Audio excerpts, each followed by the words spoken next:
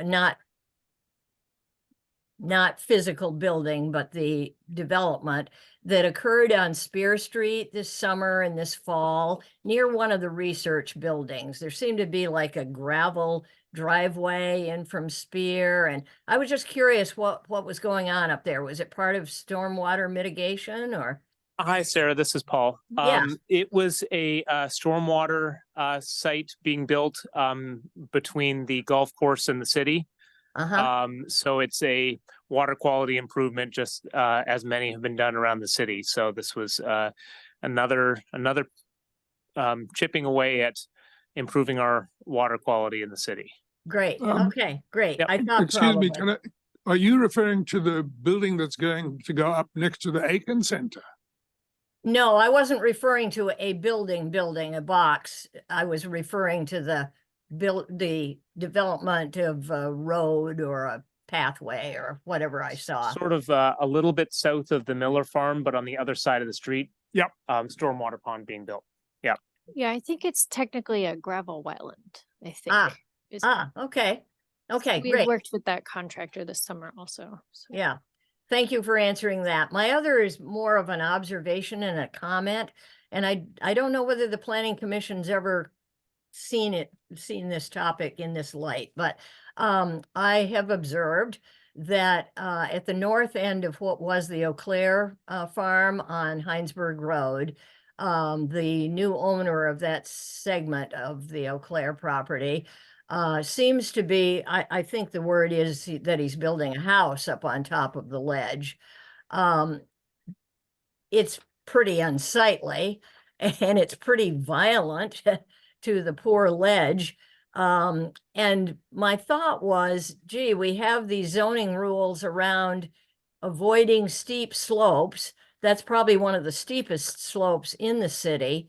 And so have you thought about what seems to be the case, that when we have an inconvenient steep slope, we're going to do it over at the corner of Park Road as well, rather than avoiding it or working with it, we're going to destroy it?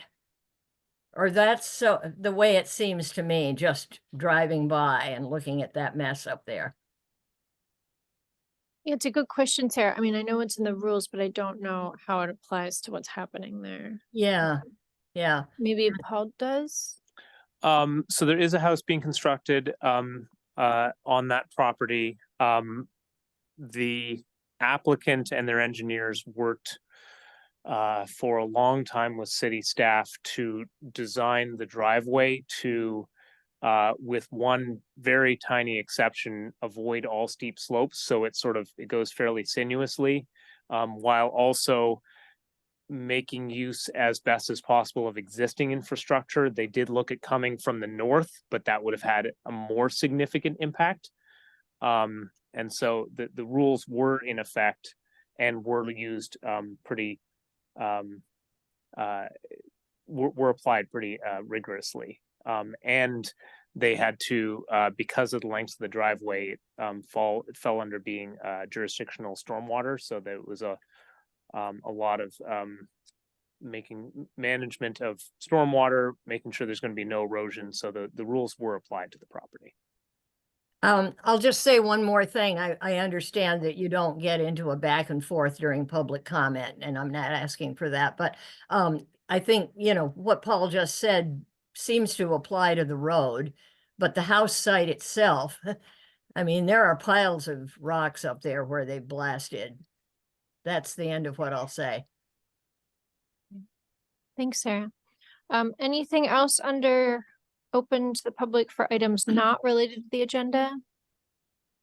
Either online or in the room? Okay, we can move on to announcements. Anyone have any announcements? So I guess first off, we do not have a second meeting in December, just in case somebody forgot.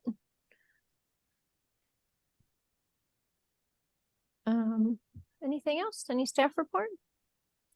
Just a couple of things. I've been participating alongside a number of planners on looking at some of the different options as to how Act 250 could evolve in communities like ours. So there's a few different study committees that the legislature set up and asked for this year. One was looking at the possibility essentially of tiers of Act 250 in terms of urban areas, very rural areas or sort of habitat areas, and then the in-betweens. One was looking at the possibility of delegation or functional equivalency, demonstrating at the local level that you have equivalent rules to Act 250 so as to not have overlapping rules. So that has been interesting, and lots of voices in the state are participating in it, and all that's getting delivered to the legislature. So it's going to be an interesting year on that. The council got their first full presentation of next year's budget last week at their meeting. And they are having a budget retreat this Friday morning from about 9 to 1 here in the third floor conference room. It's a public meeting, and it's the council is going to be hearing from different department heads, getting a presentation, and then having some back and forth on what are their questions, what are their policy decisions that they want to be making starting this week and then over the next few weeks. I think those are my two big ones. Yeah.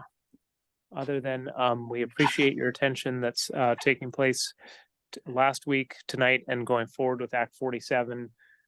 As time moves on from the somewhat of a surprise that we got that the legislature made a last minute switch, that it took effect immediately on July 1st, we're beginning to see applications that either are administrative or that are going in front of the DRB, where the DRB has to meld our regulations and what is now the state law. So just a reminder that we don't want to act without thought in your actions. And also they're starting to come in front of the DRB, and they'll just have to make a decision as we go. And if the policy changes, then it changes for the next project. Thank you. Great. So moving on to item 5, the city plan 2024. The council, and maybe better, I guess it's all in here. The council did warn a second public hearing and had made some changes to the draft. So because there's changes to the draft, we are, it's our job to make sure that the report that goes along with the changes makes sense. And that they are, yeah. Is that enough? Right. So the timing of all of this is kind of funny, where you, the planning commission approves a report going forward pretty far back in this process. And now there have been a few changes made by the city council. So made a few edits to the report and just making sure that the planning commission wants to endorse the updated report as being consistent now with the new draft.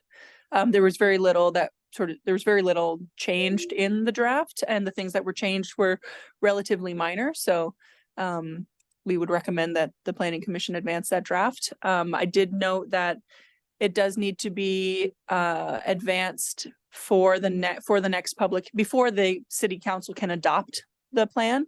So they are scheduled to have that in January, have their next hearing in January.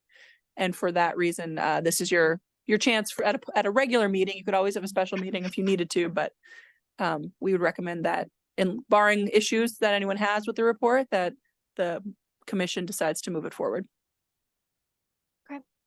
Any, Am I correct that the changes that the council made aren't up for debate? Is that correct? That is correct in that it's not like the council's changes come back to the planning commission. It's at this point, the city council's document, and they do the adopting of the document. It's your role at this point to see if the report matches the council document. That's not to say that you couldn't go to the January hearing, the next hearing, and make comment on the changes, but at this point, the role of the commission is approving the report. Duncan? I had a quick question. So it looks like there were some changes made to the guiding principles, but then there was a lot of other stuff. What was all that other stuff? Where it listed, in the bold print and then below, what was all that? I guess I'm. Like, you Yeah. mean in the? Yeah, like goal 2 is listed in bold, then it says reference pages. Those weren't changes, that was just, I think almost all of this was the report we already gave them. Right? Is that? I guess I'm not sure exactly what part of the document. Are you looking at the draft? I'm Or I'm the looking at the report. South Burlington Planning Commission proposed municipal plan. This is the. So I understand they made a couple changes to the guiding principles. Mhm. I guess I'd have to go back and reference the old one. But my question is, what was the statutory plan report requirements, all that stuff? Is that that's something we already gave them? Yes.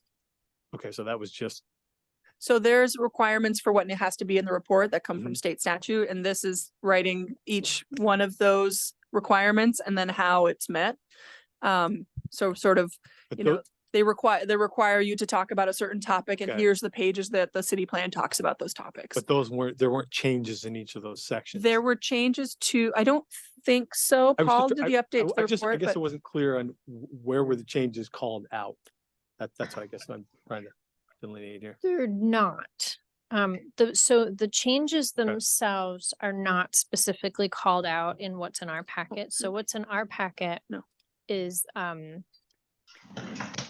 so I guess the changes to the comp plan occurred during the city council Yep. meeting Mhm. that has occurred, and they're not actually in Right, our to sort of- packet here, just what's- so. yeah, what this is making clear is that I probably should have included the red line draft of the city plan into this packet for you. It's in the city council's packet, but I didn't actually duplicate that in here, so you wouldn't be able to see what was changed in the city plan. And therefore you don't really know. There's also not a red line on the report. So I did read all the changes. So Paul right now is pulling up this is the red line of the city plan, So, not of the report. right, so I can just go over a couple of highlights for you and then we can do the line by line. So what you're gonna see here is the text in red is text that is new or in a new place. It doesn't show what was removed, but I'll talk you through it. In the introduction, you had initially some bold text that said climate change is the most important crisis facing the community. Mhm. The council decided that was while they agreed with it, they felt that it was redundant to the statement below where it says the overriding guiding principle of this plan is to make every policy decision through the climate lens. Mhm. So they removed that introductory statement. This discussion here about the plan increase the city's emphasis on climate crisis takes a stronger stance. This was at the bottom of the introduction. They felt that this was important to rise up to the very start. So that text is essentially the same as it was. It's just been moved up. Exactly the same, mine, like, except for maybe a verb tense or two. In the guiding principles, they largely left them as the commission had made its changes in the early summer.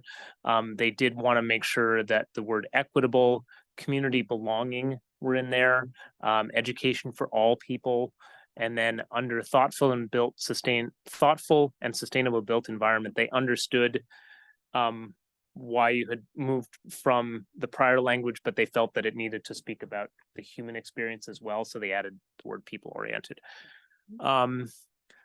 The rest of the changes, is there anything else that you want to highlight? No, there were a few small sort of word choice changes. A few phrases that were turned around or removed. Things, honestly, like the example that comes to mind is I used the phrase integrated neighborhood, which for my generation means one thing and for other generations mean a different thing. So changing that to integrating between the neighborhoods, like just changing some of the tenses. That's the memo of a few things. Let's see, adding rental for the vacancy rate. The page 17 is about housing stock. Removing one of the resources from the housing section. Let's see. Prioritizing Well, and rooftop I'll just speak siting. to that one briefly. Mhm. They felt that one of the reports that had been done during the interim zoning about cost benefit analysis of homes that John Stewart had done, that they just didn't feel like it rose to the same level of what they were expecting, and so they wanted to remove that as a reference plan. Yep. And then the others are fairly self-explanatory, adding communicate to the airport, removing the phrase post-war, correcting a few typos. That page 93 is that integrated versus integrating thing that I just mentioned.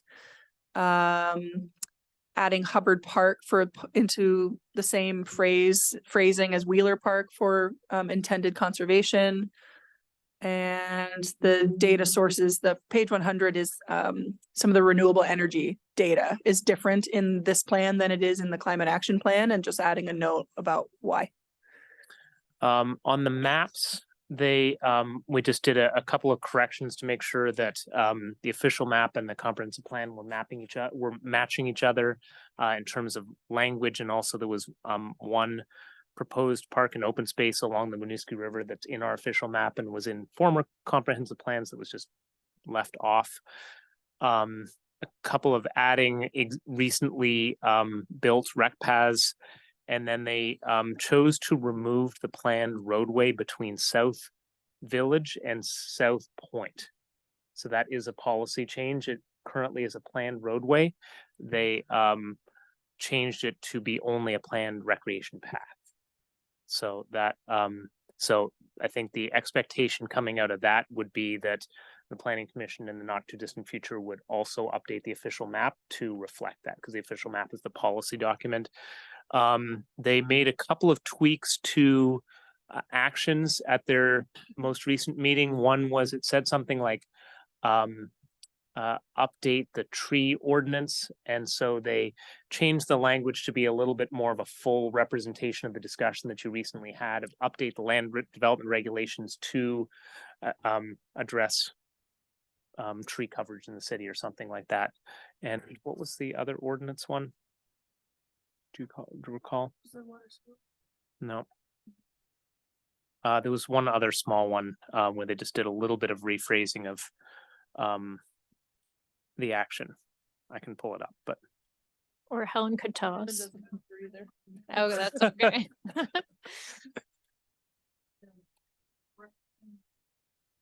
Clarity about the number of affordable homes, no, people. oh, Community. yeah.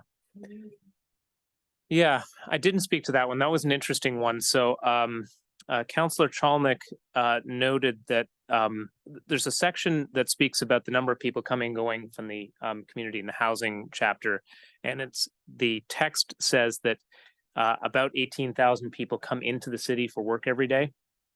And Councillor Chalnick raised that the census's American Community Survey, which is the survey that gets sent to some percentage of households every year for self-reporting on, you know, all sorts of different things, reported something close to 12,000 come into the city every day. And so council asked staff to look into it. We took a little bit of time, and it turns out the census has two very different sources of data.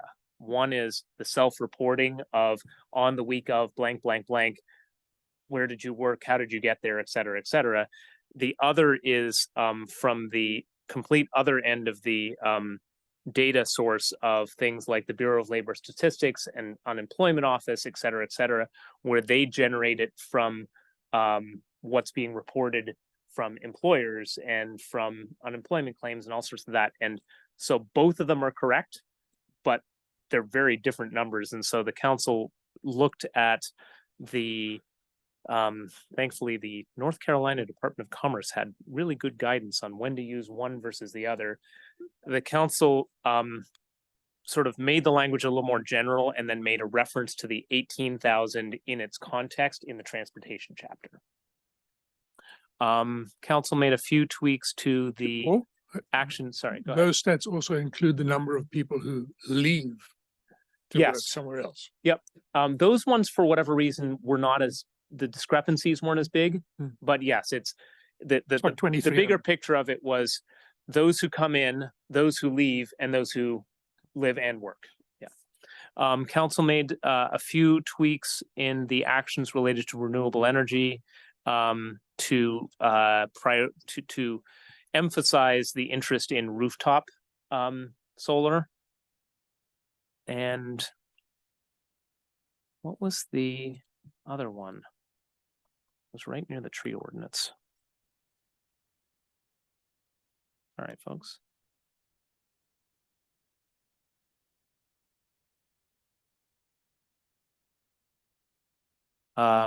So the tree ordinance, instead of just saying establish a tree ordinance, or update the tree ordinance, it now says amend city regulations. Hang on. Pull up the right document.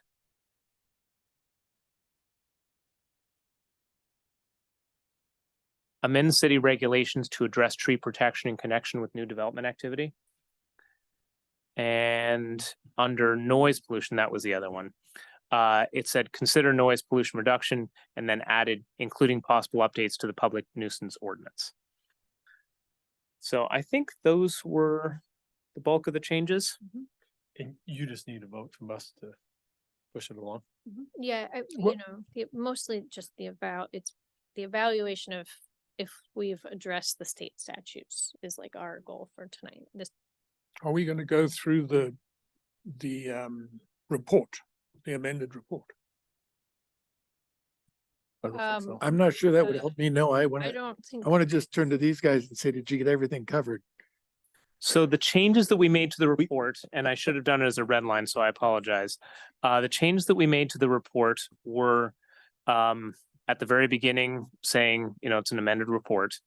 I tweaked the language in here to copy the new language from the comprehensive plan because it is the council reordered, as I showed you a little bit. So I put it's a little bit longer than it was before, and it tries to capture the core piece of that in terms of the overriding guiding principle of this plan is to make every policy decision. A reminder for you, when you approved the report initially, it was way back when, before you had decided to put the 4 goals together. So when you initially did it, it was the 1 and then the other 3. Yep. So this was catching up to both your changes and then the council changes. The guiding principles include the red text that I just showed you, people oriented, and then adding the words equitable and community belonging. The rest of this, Kelsey updated page numbers, but that was it. We didn't make any other changes because we felt that at the high level of what are the state planning goals, that nothing substantively changed to where we felt that you needed to say anything different about how the plan is meeting the state goals. But this is your document, not ours. I've got quite a few, some very little things, which are just for you. But I have a few other questions that I'd like to air. The little things are grammatical. Like exiting, supporting plans in the very second paragraph, it's supposed to be exciting, I think. Which page are you on? I'm Page sorry, 1 Mike. of the Okay, report, Can you take notes on this? the second paragraph.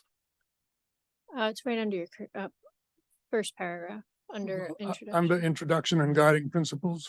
Mm-hmm. Third line from the bottom, exiting, exciting. Right there. Okay, great. And the plan, in the last sentence, the plan includes the following. I think the word is supposed to be is existing. neither exiting nor exciting, but existing. Fine. That's But we better, hope even- that they are also that's exciting. even better. Existing, Existing is even better. Our work here is done. They're the plans that are leaving. Yeah, they're exiting. We're all exiting. I think it's fine. okay, so good, Last- good catch on both of them. Last line includes, plan includes. There you are. Yeah. And then I have a support in the, on the next page. Where it says promote clean air, water, historic conservation, environmental conservation and recreational space.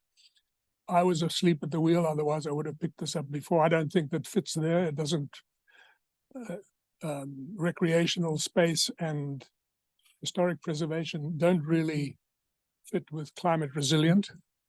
And I think those words reduce its impact, but I believe this has been approved, so I just want to point it out. Okay. You can change it if you like, but I don't think we can. That would be, in order to change that, you'd have to request that council Let's change forget that one, about because that's that. a quote from the plan. In the paragraph below it, we talk about support high quality community belonging. I'm not sure you can support community belonging. You can support inclusiveness. The I don't- council added community belonging. Right, and that sentence reads, support high quality of life, comma, I'll support community belonging. It's not supporting high community belonging. Or No, high quality of community belonging. The I'm phrasing is saying differently than you're uh, reading it. It's also what the council put in, and that's a direct quote from the plan. The council's grammar is wrong too. Can go on January 2nd. They'd love to hear You from you. can go tell them January 2nd Fine, if you fine, feel like. but you know, it would waste their time. I mean, it isn't good. And then they have to rewarn the meeting if they make a change, so. Well, it's a nice we can forget about it. sentiment. It might be hard to support it, but it's a nice sentiment. Yeah, well, Yeah. so is inclusiveness. Yeah. Even better. It's only one word. Next paragraph, the last few words, a system that promotes our built areas. I think it's a system that serves our built areas. Is it not? Don't get upset with me. I'm picky about language. You know, it has to be right. That's fine. We just, I'm not This- addressing this to you. I take the trouble to read every word in these things. I think you need to listen I think and not put your everyone, head aside as if, oh Christ, he's doing him again. I think, Michael, if there's any attitude, it's just that we I know can't we've got a do lot to anything- do and we're behind. do anything about these couple paragraphs here. This is the council's language and it's actually not what we're doing tonight. What we're Okay. doing tonight is making sure it fits the state statute. So if you feel like something in Okay. the city plan doesn't fit the state statute, that's what we're I doing. will stop there. And I'll make my recommendations to the council. And then I'm almost done. And hey, Michael, one other thing to remember is that if the council wants to change any of this at this point, they will have to rewarn. It will stop the process and they'll have to rewarn another public meeting. so The making- January 20th one. Yeah, so making changes at this point is, Perilous. yeah, But I mean, it's not a reason to not a reason not not, to address it. not bring it up. I'll bring it up. So, But we can't. There were do a it couple here. of, there were two other things that I should mention here, and that is that the proposed patterns of development are not anticipated to substantially increase traffic, and in most cases are anticipated to reduce it. I'm not sure we can say that. With O'Brien, Market Street, Garden Street, Farrell, Cider Mill 3, Larkin, all these represent hundreds of new buildings with cars attached to them. Can we really say that? I mean, I think that's the challenge that you've given yourselves. In the climate action plan, it's a specific target that you've put in the comprehensive plan to reduce vehicle miles traveled 2.5% annually. Yeah. Not even accounting for new developments. So I think that is the challenge that you all have thrown to yourselves as policymakers of how do you accomplish it. So I think, yes, that is the plan. It won't be easy. It doesn't say it's the plan, it says the proposed patterns of development. But that is, the proposed patterns of development is your plan. And the same applies to the next thing, which is the tax base, which, you know, we all, I think everybody around here knows that the myth of increasing the grand list doesn't, the taxes generate don't cover the additional services required. So if that's what we did, we made a huge mistake, because I don't think it can be done. Move on. Okay, well, it sounds like we have two typos that should be Those are included in the first paragraph. Okay, well, I'll make a motion to approve and send to the city council with the addition of the two typos being changed. I'll second. Okay, any discussion? Any discussion from the audience? Okay, all in favor? All right, That is unanimous.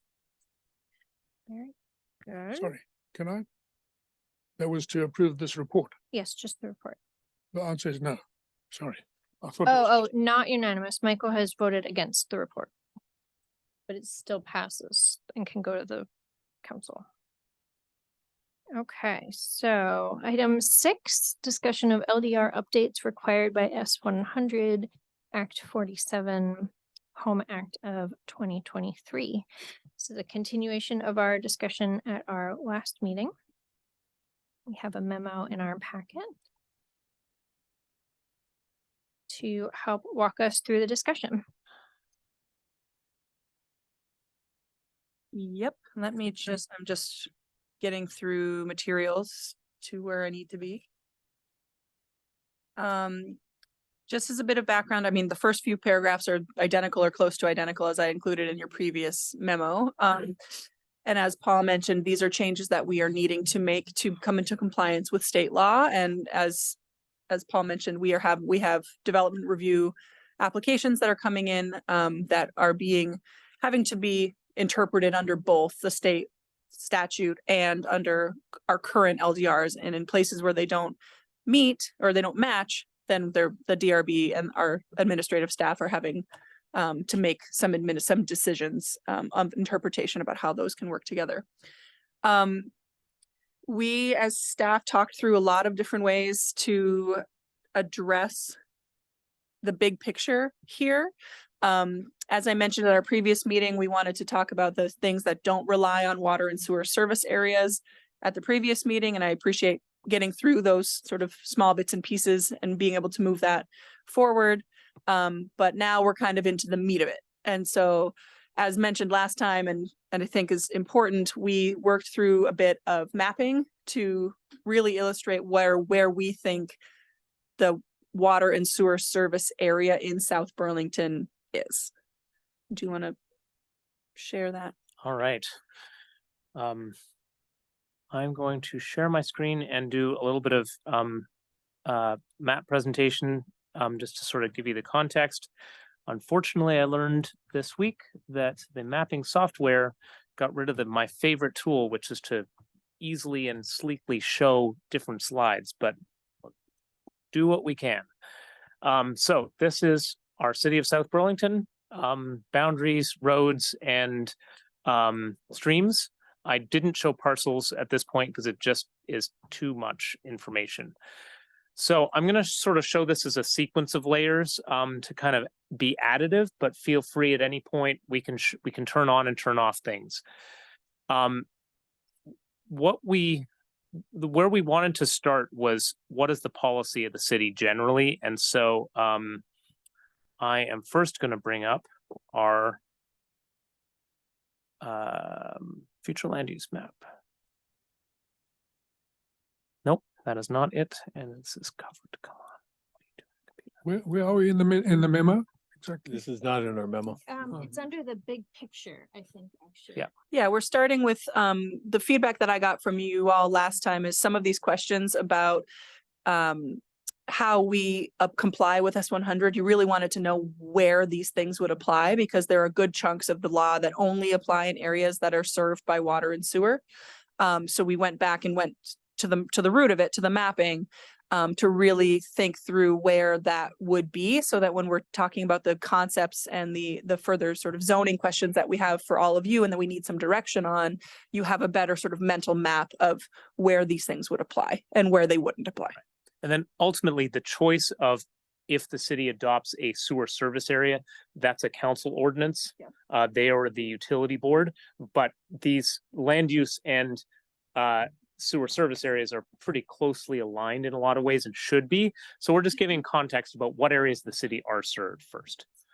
Yeah, so there could be some in a final adopted water and sewer service area, or a sewer service area and water service area. There could be sort of changes along the edges of where any of this is. We're just giving it as some background for generally importantly, where water and sewer service already is, but also where it logically could be. Okay, so Are we we will present a draft to the council for them to work with DPW? we will, so you're working on the land use side of it. Our plan at this point is to communicate with the council leadership about, do they first want a presentation where they have a discussion? Do they want you to have it to discuss it first? It's their purview to decide how they want to do that. We wanted to get through the comprehensive plan with them first, though. But you'll see that for the most part, there's a lot of alignment, that there's not necessarily big discussions. So I'm going to jump right in here. Here's our draft future land use map. This here, these gray areas that we bubbled out, are the areas where sewer service currently essentially exists. So what we did was we took all the sewer lines and we marked 500 feet around them, because it's not helpful, frankly, to just show the actual service line, because then it doesn't count the house that it gets to, et cetera, et cetera. But this sort of shows in very bubble form at a very first cut what areas are served. And I think, what jumps off the page to Sorry, just really quickly, what areas are served by both water and sewer? yes. Because you could be served by water or sewer and not both, and the law only applies where there's both. So that when we say served by at this moment, I mean where there are actually lines, not where there could be lines in the future or where our land use assumes that there will be lines. Mhm. The two things that jump off the page to us at the staff end is, one, this is fairly highly aligned to your future land use map, to where what you see that is left is mostly the green areas. The areas that are not green are the airport, where the runways are, because the sewer lines don't get that close. And then some areas in Technology Park, the O'Brien Brothers, where there was recently subdivision, and then the some parcels that we have talked about through the zoning, whether it be the Hill Farm, which is shown in orange, or further south, Marceau Meadows. One area that we'll have a little bit of discussion about in a few minutes is the corner of Swift and Spear, which is sort of an interesting note. There's also a couple of just sort of oddities. The quarry is not served technically, but it is it's a used area. It's a sort of bluish blob by the interstate. Actually, the Champlain Water District facility is shown as not served. Just in how the GIS layers work out, I guess. And then the University Mall, the sort of Coles and Hannaford end, mostly middle south end of the University Mall, just because of how the sewer lines run into that large property. They don't necessarily run to the street at that point, but it clearly goes onto the property and then goes through the building. Right, because what we've mapped is where there's public lines, not necessarily where every water pipe has Yeah. then gone. So the U-Mall being a really big property, it's just showing Dorset Street. Yep, and the same with the high school, middle school property is shown as being not served. There's a yellow spot that's actually the cemetery off of Heinsberg Road. So there's a few things like that that are shown as not served, but it's not necessarily because there's been any policy decision to not serve them. It's just the nature of the use of the land right now. So the next layer of where we were envisioning, so go ahead, Fran. What's down in the southeast corner? Yeah, okay. There is no water and sewer service down in that corner of the city. Yeah, I had a question before you move on. sure. So this is land that is served by water and sewer. As I look at this, I see in a number of places, land that may have some sewer line nearby, but there is no sewer tap, no sewer feed, no sewer water connection.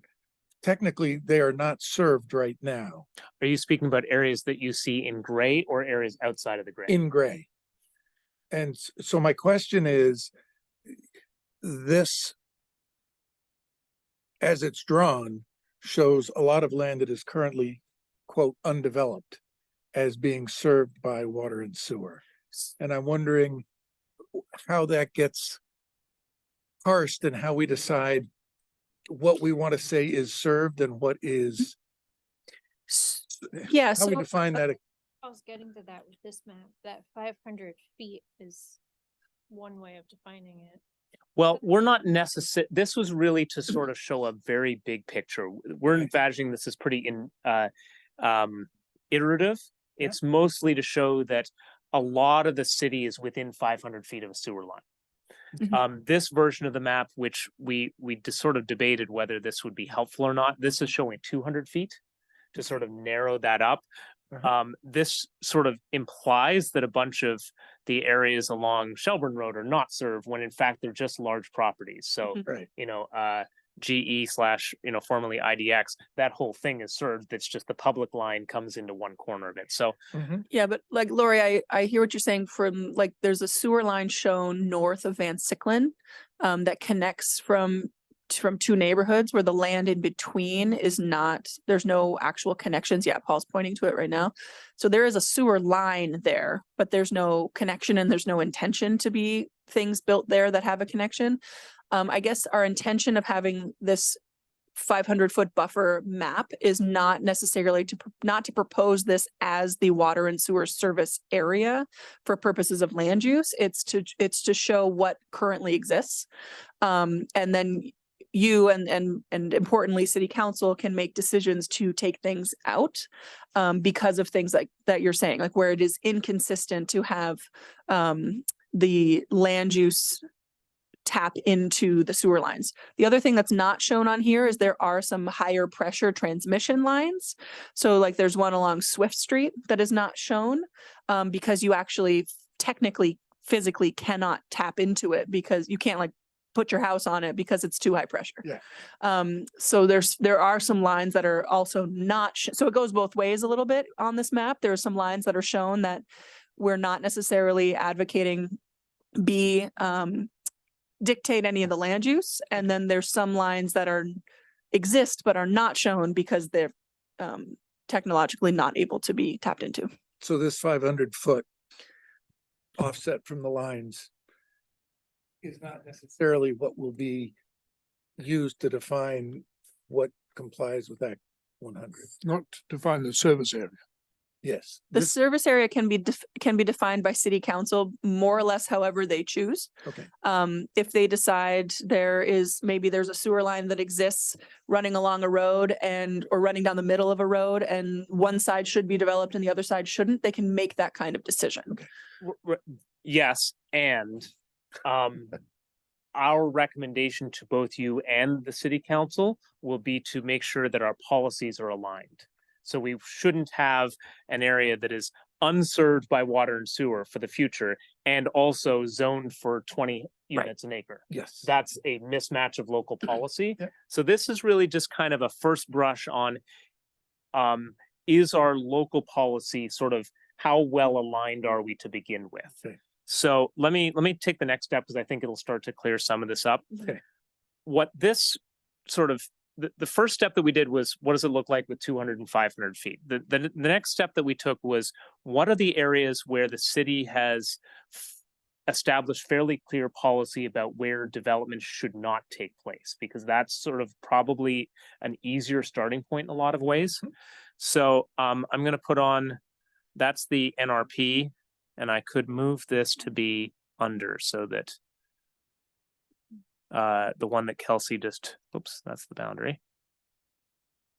I'm gonna move this down so that it's underneath. Hang on. So then, you know, an area like that one that Kelsey had just shown over there. Yep. That's in the natural resource protection. Our zoning says essentially almost no to no development.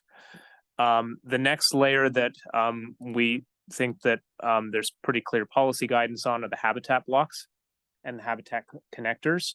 There's a few exceptions to that we'll get into at another point. But this starts to lay out, you know, in the dark green here, the various different dark greens, one of the areas where the city has shown pretty clear policy direction that should not be served in the future. There are a few sort of interesting elements where your zoning probably should catch up. So down here, this is Eau Claire Parcel B. The city is nearing completion of a Federal Natural Resource Conservation Service permanent conservation of that land.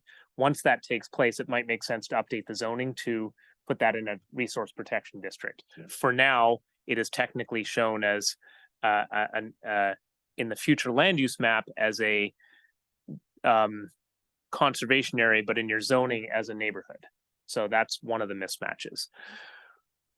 When we put all of these pieces together, it starts to show that the colors that are light green, which is your future land use map, really start to only be that are unserved by water and sewer and are not permanently conserved, or parks or natural resource protection district, wind up being some UVM land. So the Miller Farm over here, a little bit at the corner of Swift and Spear, and a few areas sort of north and east of the airport.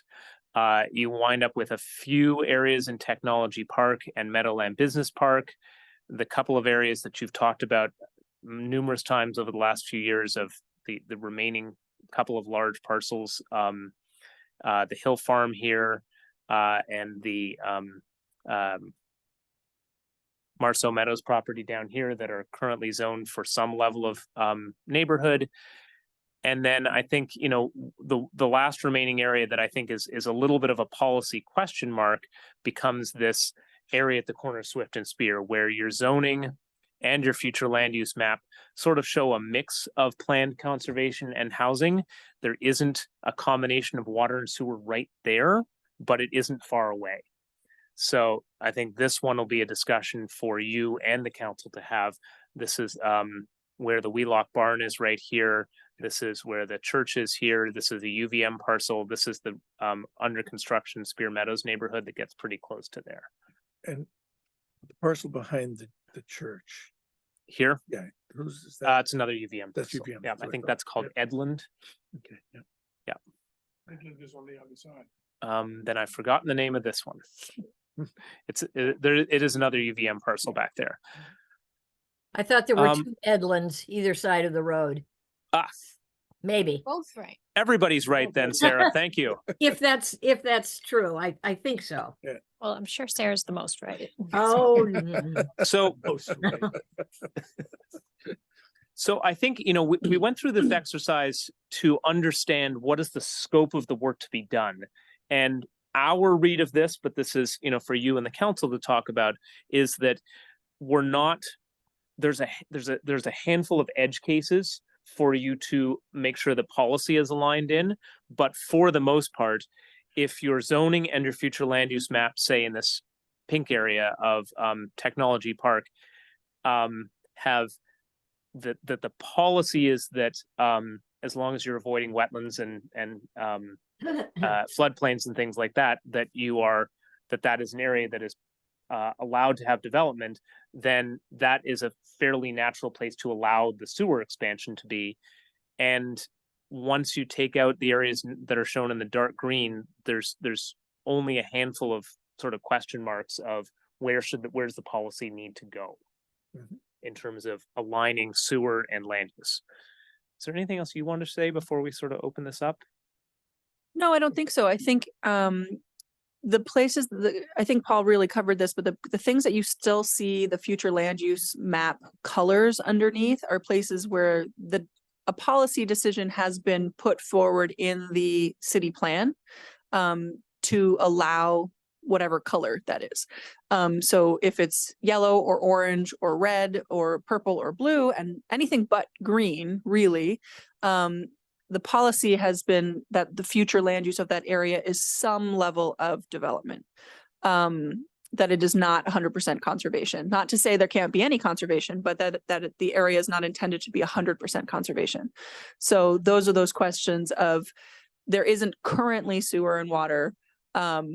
There may be some technical questions that, again, go to city council as both, DPW technology questions and also funding questions about places like along Heinsberg Road. There's some areas that are high elevation that will cost more money to run, especially water service to. So there's some other wrinkles that come into play with that water and sewer service area. But the simple thing is, if it's shown as a color that's not green and it's not covered by white or gray currently, it's an area that's not served, but the city has been making a policy decision looking forward that it maybe should be Allowed to be. allowed Right. to be. And that covers the Farrell property as well, Yes. along the lake. And not along the lake. Along the lake is green. Yes. But back from the lake is yellow. Yes. Okay, Okay. just to kind of clarify, what would be the next step on what you just said about DPW? Are you picturing you facilitating DPW looking at the colored areas, the areas that are not green and not gray, and like evaluating them for feasibility? Or like, is that one of the things that you're doing? So there's And then, some of that. We've had at least one conversation with DPW about a little bit of that, but some of those decisions are more in the hands of city council. And this is a mapping exercise to show you all the extent of where we would anticipate that if you're keeping the land use policy and the water and sewer and public works policies consistent with each other, that you now would have some idea of what we're talking about when we say a potential future water and sewer service area. So when we talk about some of the details about how to comply with S100, hopefully you have it's a messy map, but some mental map of what we're talking about. So I think my big takeaway from the purpose of Act 47 specifically is that the areas that the future land use map and that your zoning have identified as appropriate areas for infill or new greenfield development are likely the planned sewer service area, because that is what the big picture policy document is. And there's a few edge cases where, an area suggests both conservation and housing, and what is the appropriate, given that Act 47 says it becomes a minimum of 5 units an acre in all areas that are served, what are the appropriate tools to implement the city plan, but that there's only a handful of those geographically around the city. so are you thinking that for us moving forward, we would like in our heads picture this map and everywhere that's gray, and then maybe a bunch of the colored areas would be generally the water sewer area, just for as we're discussing, and that the final discussion would go to city council unless they push it back to us? I think generally, yes. I would also say at this point, we're not really asking the commission to be thinking a lot about where sewer service is in the commercial areas. Because we're not, it's a longer conversation that we're not kind of including in this first round of thinking about how to comply with S100. The areas that are shown as purple is a future land use and a future land use intention of allowing some level of housing. Currently, the zoning does not allow housing. So that's something that we don't necessarily have to be working through all the nuts and bolts of details of what mixed use in those areas would look like, where the boundaries of those zones may be. because currently housing is not allowed. So we can always move more housing into areas. It's a little harder to go the other way. Another way to answer the same question, Jessica, is a much simpler map is the future land use map. And at a very high level, you've identified the areas that you are identifying for either conservation or very, very, very low development. To us, the map aligns pretty closely to what this map is. Okay. There are some exceptions like Vet Memorial is green. Obviously, that is served by water and sewer because there's a hockey arena in the middle of it. So it's not a perfect match because it's a park, but it's a developed park. But for the most part, this generally reflects. So if for the most part, it would be the red, orange, and yellow areas That we're Yeah. concerned about now, yes. is in our Right, and main there may be a handful of edge cases where the green, that's the whole point of this map, was that it's a little bit fuzzy, is where when you align your zoning and the council sets the sewer service area to figure out exactly where those lines should be. Yeah. Could we see the 200-foot offset again? Sure. Just quick, the purple area, that's IO. Some mostly. some of it, yeah. Okay. So that's another question that's farther down in our discussion. Yep.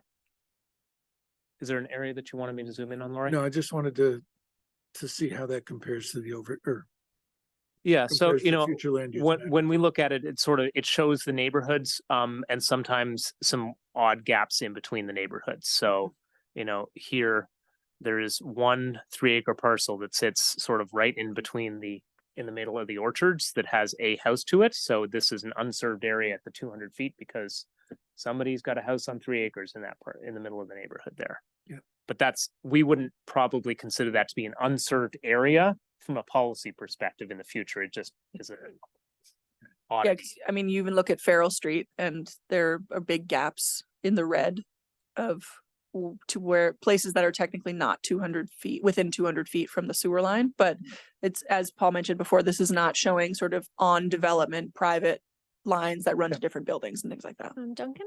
So I guess my question is, you want us to look at this and say, okay, in those mainly yellow areas and maybe some orange, is that an area where, yes, we agree that is proposed for sewer and water, or no, we don't think so?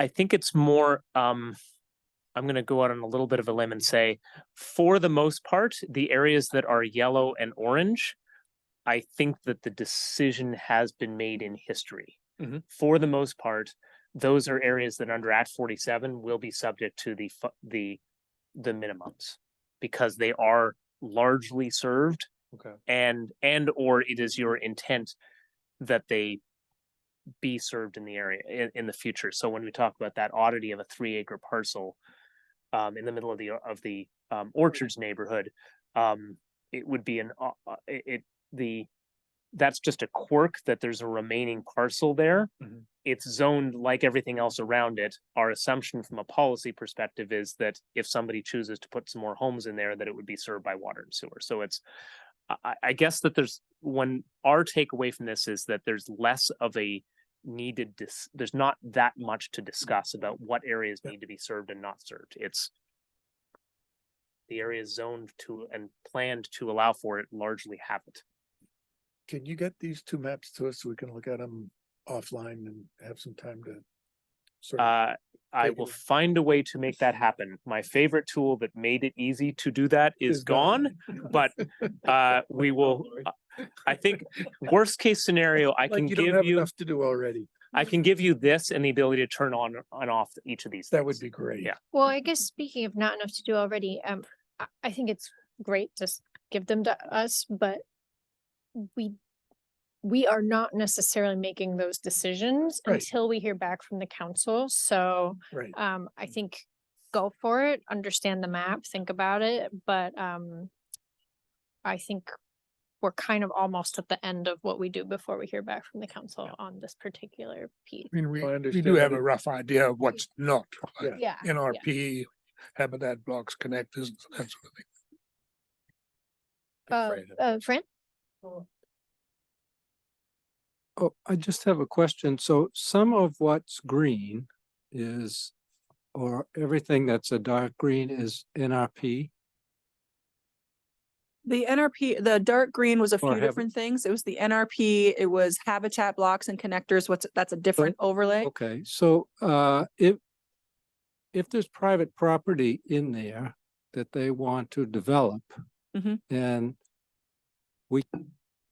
you can't restrict it because it becomes a taking. It is, So It is currently- we've allowed something in the LDR so you can put a certain number of houses. Mhm. So do they get connected or do they have No. to have a well and? a they would have septic to be on system? their own private systems. Okay, but um, they could still be built in there. They could, or we could keep, you could choose to keep the NRP regulations that allow for one single family home or three Right. homes up to a triplex on 15 acres or Right, so- more. Right, yep. But if you don't place it in the water and if you put it in the water and sewer service area, that goes away and it becomes 5 units an acre. If you don't put it in the water and sewer service area, they can't connect. It would have to be on a water, it would have to be on a well and a septic system of some kind. I think the logic is you're not taking all use of the property. Someone could still build a home or 3 homes. But also that these lots would generally be large enough to be able to find a place that you can perk the soil and you can find a place to drill a well. It's not, it wouldn't be, half-acre lots and things like that, Right. where that may not be possible. Okay, and they could be duplex because Yes. S100 says that a single family can be okay, I just. to That's a clarify. great question though, because this is where, a statewide policy about when you've got water and sewer comes sort of directly abutting other questions, like the reason we have a water and sewer ordinance today is for the exact opposite reason, which is to require for health and safety reasons that new housing and new development near existing sewer and water must connect for public health. So there's a coming together, and Kelsey and I, this is the first level of analysis. We've been starting to work on what are some of the oddities and the exceptions to the rule. We don't want to go into it too much tonight, but for example, can I tell yeah, I guess so. For example, Talk about it. I don't want to go too deep into this one tonight, but there are some circumstances where you allow for housing in order to not have a takings in areas that you otherwise would not permit housing. Like if your property is entirely in a habitat block, you do allow for some housing. We're going to have to figure out a tool to make sure that it's not all of a sudden the entirety of the property or none of it, because neither of those can be acceptable answers. So we're working through what are those exact specific circumstances to give you a recommendation at your next couple of meetings. But this is the 95% of the circumstances, and then there's 5% otherwise. I just have one other question. So ultimately, your map will have rigid lines. It won't be blurred. It'll have to be because where sewer service is allowed, it'll be at least 5 units an acre Mhm. allowed. Yeah. So it won't be blurry. No, it won't be blurry. It will also, the intention is that with your decision, but it is that we would have some of our zoning district lines would be pretty close to coincident with the water and sewer service areas, so that you're not suddenly having a district that goes this way and then water and sewer service going this way and having to sort of go through multiple layers of analysis to figure out exactly what can be built in one spot. So trying to align that. So I guess that actually, maybe we should talk about the zoning district consolidation first. Well, I know we have limited time in each meeting and there's a lot in the memo that I provided. For us I intended, as I said in my email, that this will continue to the next meeting in January, and you also have all the time that you'd like to read everything that's in the memo, really digest it, look at the maps if you'd like, look at our current LDRs and our city plan and see how you feel that it all works together. What we'd really love some feedback on today that we'll be able to turn around and get to you for that first January meeting is zoning district consolidation, how we want to measure density in the city. and then how the decision on that affects our compliance with the S100 duplexes, 5 units an acre provisions. And then the last thing is, just because of timing of meetings, it would be great to talk for a minute about how about the affordable housing bonus system and how that works with our inclusionary zoning. That's mostly because the Affordable Housing Committee meets next Wednesday.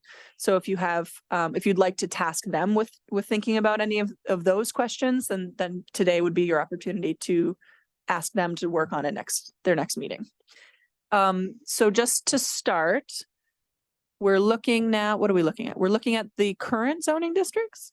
So There's- just to be clear about yeah. where we are in the packet, did we Yeah. just skip to topic 2? We skipped to topic 2, because I think it makes topic 1 a little bit simpler. Totally fine. I just Yep. wanted to make Yep, sure we absolutely. were on the same page. And I see Andrew, you have your hand up. You want to go ahead?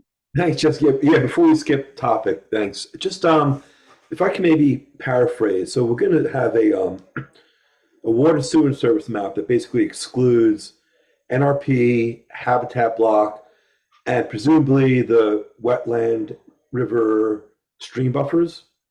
So, Andrew, actually, no. What we've determined is that the wetlands, floodplains, stream buffers, things like that are all pretty rigidly mapped on a parcel by parcel basis and cannot be developed. So they don't need to necessarily be omitted and sort of have all these extremely tiny dots in the water and sewer service area, because you would not be able to develop them anyway. And You're they saying wouldn't. They may be. It's some of that may be within the service area. Some may be without but there'll be a separate rule which tells you what to do with them. Yeah, we would still have the Article 12 protections of those areas, and we would still have how you calculate how many units that you can get on certain, parcels and all of that. It would just, the things that we are omitting from the mapped water and sewer service area are the larger things like the NRP, the habitat blocks and connectors, and then all of those other things are much smaller. I think the only exception to that may be along the Winooski River. That the large floodplain up at the far north of the city is technically not a habitat block, but it is a large area that could be easily mapped as being outside the sewer service area. Yeah, I mean, It's in a floodplain. there may be Yes. some other areas like that where it may make sense to not draw the water and sewer service area where there's a buffer. But so we can park that, but there are some areas that come to my mind that I think would make sense to maybe be mindful of that. And then so once we draw that area, presumably even if there's a parcel that's outside that area but is a conservation PUD parcel, you wouldn't automatically get 5 units per acre across that entire parcel. There'd have to be some other rule, right, which respects the nature of the conservation PUD. So the conservation PUD is something that we are going to have to talk about likely at the January meeting because of how all of this works with S100. It's actually possible that we may need to, like, for example, in the conservation PUD, you have a 30% of the lot that's developable. We may need to define that area instead of let it be kind of floating on a lot. And then that area this is just things that we've been tossing around, that you wouldn't necessarily get the transferred assigned density from the rest of the parcel. You would just get the 5 units an acre on the development area. Okay, what you talking about? I thought we had kind of carefully lobbied on that to not have to do that, but I could be mistaken. Okay. It was capped at 6. That's what Andrew. Andrew, you are correct, and I think now as we look through this, we're the at least in our first cut from the staff end, our objective is what tools can most closely mirror the policy intent of the city under the statute. So there may be a couple of different ways to do it, and we want to make sure that we're doing the one that is the most defensible ultimately. Yeah, makes sense. Okay, thanks. Okay. What do we, we're turning Topic things off again. 2, zoning district consolidation. Yeah. So there are several districts in the city that we currently have that the major difference between them, there may be some other small differences, but the major differences between them are residential density. So when those areas, barring small parts of them that may become may be outside of the water and sewer service area, and so the boundaries may change. For the most part, they will become some sort of similar density. So we've looked at all of this. This is our current zoning map, kind of lightly colored. And we, at a rough cut, would be proposing something that looks like that.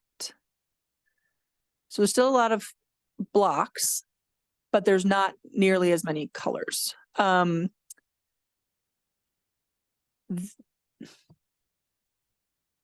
I thought you were about to say They're something. listed. No, I was just gonna say that we are an outlier in terms of the number of Yeah. different zoning districts we have.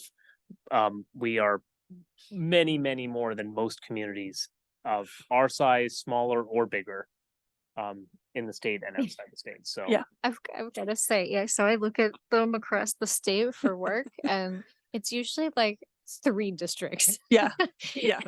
I'm like, Which, yeah, I mean, South Burlington is more complex in its development patterns than a lot of places in Vermont, but it doesn't need to be as complex as it is currently. So this, So Michael, actually a really good question. Mhm. Are they color coded in the same way that they're listed in the packet on page 9 where you say, you have them listed by 1, 2, 3, 4? yes.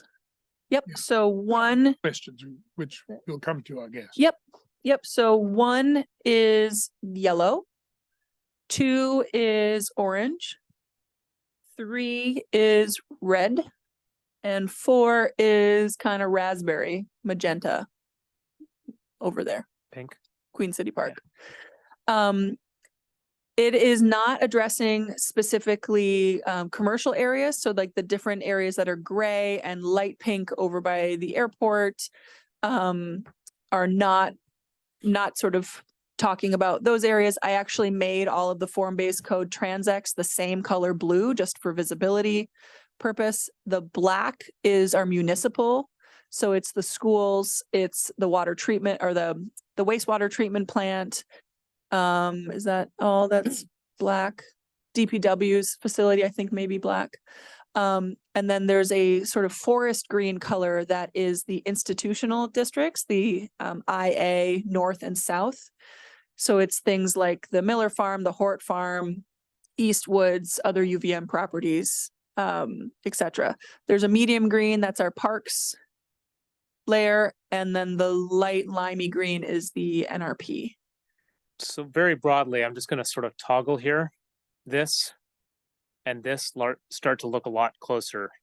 Future land use map, zoning map, the idea being, the light yellow Mhm. becomes the dark yellow. One of the differences is, this zoning maps don't account for all the overlay districts of things like the stream buffers and the Yep. habitat blocks, which would still remain in effect on top of these.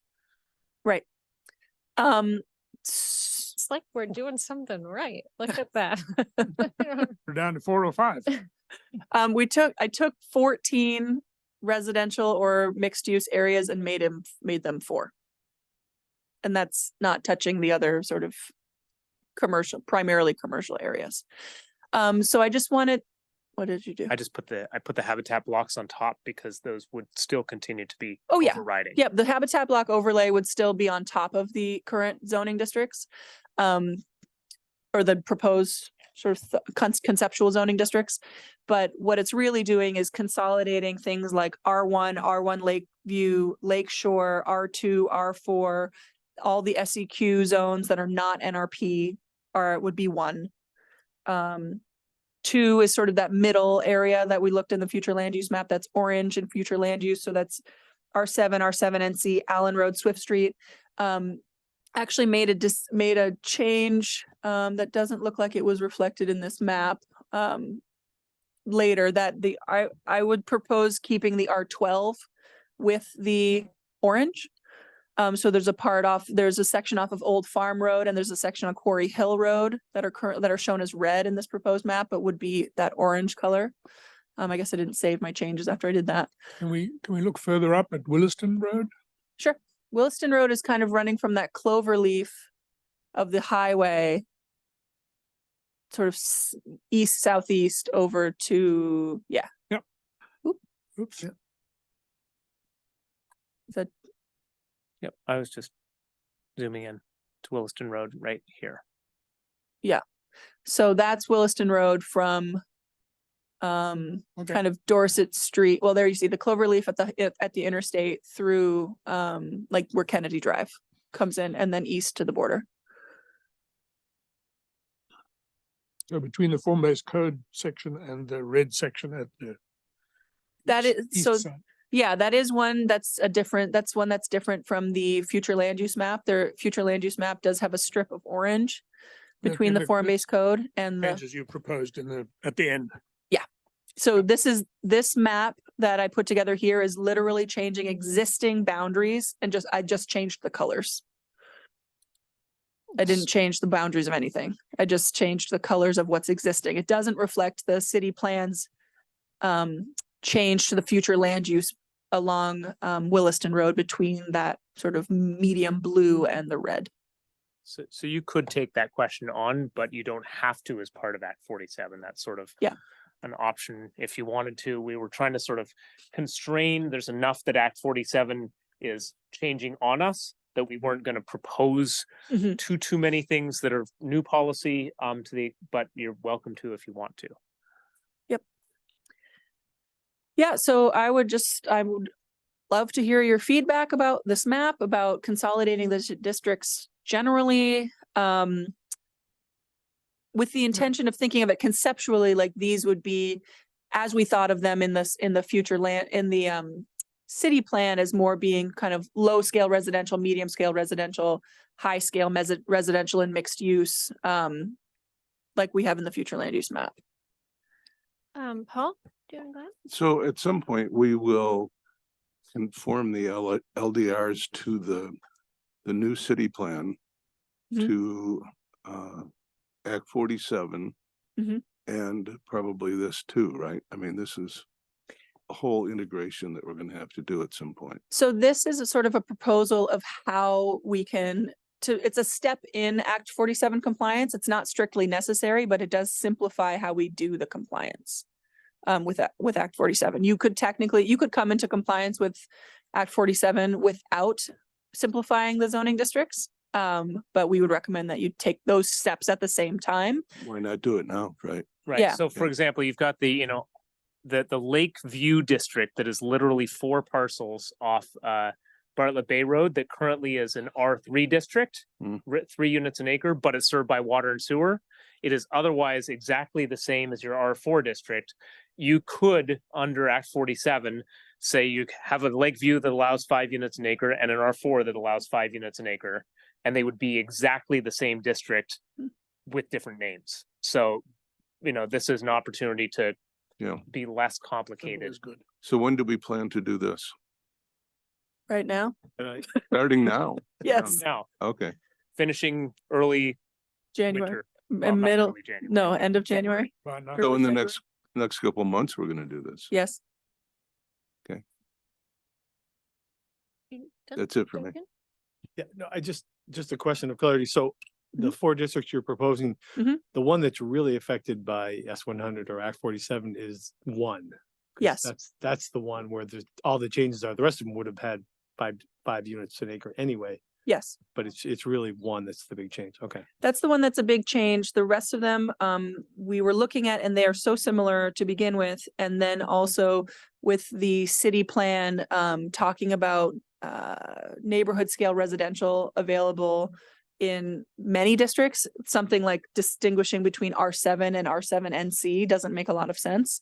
And then things like Allen Road and Swift Street being different are just sort of historical remnants of various changes in zoning and property uses over the years that don't make a lot of sense anymore either. And And then Queen City Park has its own thing going on and its own kind of his like development pattern. Sorry, what are you doing down there, Lori? Yeah, exactly. I'm gonna blame Lori I would for the say that 1800s. the bulk of Act 47 is in category 1. Mhm, But that's there what's up. are some things like, for example, all across the state, anything that, and we'll talk about this in more detail later, but anything that is an affordable housing development automatically gets a density increase Mhm. under the state law.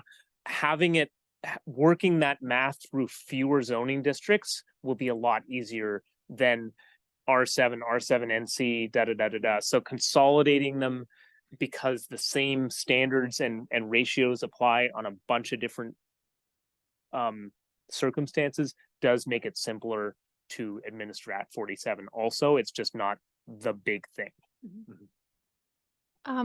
So C2, what's the residential density in C2 now? Is that was that the same as C1? So Because that's all in the red now. right. So it C1 in the north end of Shelburne Road is R12. That with under the change that you made last year, with TDR transfers is unlimited. C2 is 7 units an acre, and with the purchase of TDRs is unlimited. So the maximum theoretically is unlimited on both, but the sort of non-TDR version of it is separate, which is an oddity. Yeah, that's why I mentioned it, because it seemed like it was kind of a little bit closer to the orange, except for that TDR piece. Well, and the uses that are not residential Right. are very different from the orange. The orange is typically mostly residential with a little bit of commercial, whereas the red is a pretty substantial mix. So in that way, Shelburne Road is more consistent than as you go, say, along Kennedy Drive and have the orange. But that is something for you guys to wrestle with. Didn't we also consider consolidating the C auto ones in this group? Because there's quite a lot of so-called open space Yeah, that's covered in cars right now. that's but another one that's a little bit interesting because it is in many ways very similar to C1R15 and C1R12. It's precisely the same, except for allowing auto dealerships. So it's if you get rid of it and it's consolidated, then you have a question where do you make all the auto dealerships non-conforming, which is not a great idea necessarily, or you go the other way and auto dealerships are allowed in the whole area, the whole red area. So that's why we kept it gray, separated. We're not saying necessarily that you would want to apply different residential standards to that area, but keeping it as a separate zoning district is kind of similar as keeping the air and C1 air districts separated from the mixed IC, because you do want to keep those air uses, kind of concentrated around the you're air. right. I think we agreed we would make the residential requirements the same as the Yep. others. That's completely possible. Yeah, okay. So what other kinds of feedback do you want now? I mean, Paul had the suggestion of new stuff too. I think they're asking for the feedback at the end of this document. A whole I bunch of questions. Are you asking for the feedback now? I would like to feedback now. I listed the questions at the end just for clarity in the memo, but the big questions here are, does this feel like a good idea to consolidate these districts? Are these the districts that you would consolidate with each other? And is there anything that really jumps out at you as the border of this district or that district would really need to be changed with this kind of consolidation? Like really something that's shown as yellow should be orange or vice versa, and changing the current boundaries. And Fran, you've had your hand up? Yeah, so the other thing we had was measuring density. So we'll be back, we'll come back to that. Is that So we're, separate from this? we're out of order now, yeah, so we're No, but skipped that for now. Right, but does that impact this in any way? So what the connection between the two things is that when you, if you say you agreed with this and you wanted the yellow to be one zoning district, then whatever you adopt for yellow would, for in how you measure density, would apply to everywhere that the yellow would be. It's sort of taking away some of that, you know, street by street distinctions that we have currently in some parts of the city. So it is connected in that, you know, how you choose to regulate housing density clearly impacts what a zoning district is allowed, what you're allowed to do in a zoning district, but this is showing where the zoning districts are, that you could change some of those metrics. And so what's yellow and red and green? Those boundaries, are we discussing those as well, or just the concept of the districts? The concept of of consolidating the districts, the concept of, are these the right districts to be pulling together? I would say for the most part, the question for number one, if you wanted to keep this number of districts, is the decision sort of been made, because those all have to be 5, because they're currently less than that. As we said before, there are some other cases, edge cases about conservation PUDs and TDRs and other detail things, but those would be one category. I suggested that the R12 would actually be part of 2 instead of 3. And then the question of boundaries, like, I don't think we need to go kind of across citywide, but is there anything that jumps out at you as being a big problem in how the current zoning districts are divided? Well, Paul, you've had your hand up. Well, I don't have an answer to that question, but I'm wondering if you have thought of what these districts will be called. Like the name of them? No, haven't gotten that far. I currently have 1, 2, 3, and 4. Okay, I would suggest rural, residential, commercial, and commercial. So there's other ones in addition to these that are truly commercial. So like the mixed IC, the IO, air, C1 air, that are not listed in this consolidation. So there's some districts that haven't been touched because they're not relevant necessarily to S100 in this round of updates. Okay. Change those two. But we can change those two. We can make them all the same if we want to, or keep them divided how they are, or change it. I just thought maybe it'd be a starting point for discussion to name them and then refer to them. You don't like the cryptic R's and I's and O's and numbers and I like 1, 2, 3. I think and 4. Paul's a More nice we name. No, I- the better, yes. R7MC, that doesn't just sort of tell you Roll what off it the is. Not even T's, Paul. Would it be okay just to add et cetera? No. Laurie? So along the Williston Road corridor, Mhm. in the future land use map, we have higher density. Yep. It's yellow now. Do we talk about that being a strip of orange, or are we not getting to that level of specificity at this? We can talk about that. Um, It's not strictly necessary, but it's would be helpful, because when we're talking about some of the other topics about how you measure density, it would apply differently if you changed the color. Duncan? I thought, I'm in agreement that simplification is great. I think you guys are on the right path. I think most of us would probably agree with that too. I guess my one question is, are there any major drawbacks to doing this? Is there anything that's? From my perspective, not really. There are some slight differences in allowed uses in the current zoning districts. They're often not the residential uses. They're sort of other bits and pieces of uses, but we haven't had the chance to go through and really comb through exactly what those differences are for all of these districts. So there are currently a few differences between them. There are also currently differences in things like setbacks and lot coverage that would end up being all the same. But there's, with the density part going away, the differences in density going away, there's really not a lot of difference with some of those other things.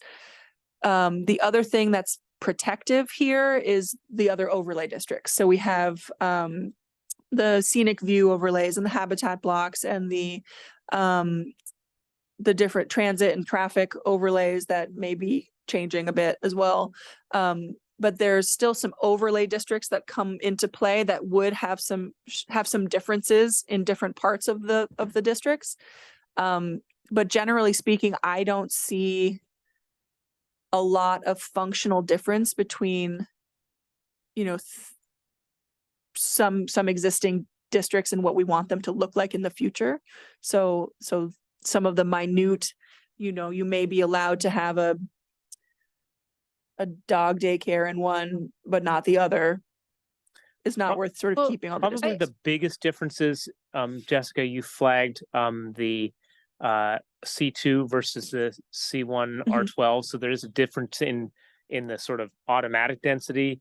The C2 is a little more heavy use, sort of edging towards, I think it allows light industrial, whereas C1 doesn't. Whether functionally in 2023 that leads to a lot of difference, I think, you know, there can be some discussion. That's the biggest one. I think, you know, we left out Queen City Park because Queen City Park is just so different from everywhere else. There are, like, when we get sort of the next scale of minutia, you know, each of the zoning districts along the lake have a lower maximum fence height than elsewhere in the city. So, you know, if we kept Queen City Park by itself, that is fine for Queen City Park, but along Holmes Road, Bartlett Bay Road, we currently have a lower fence maximum than elsewhere in the city.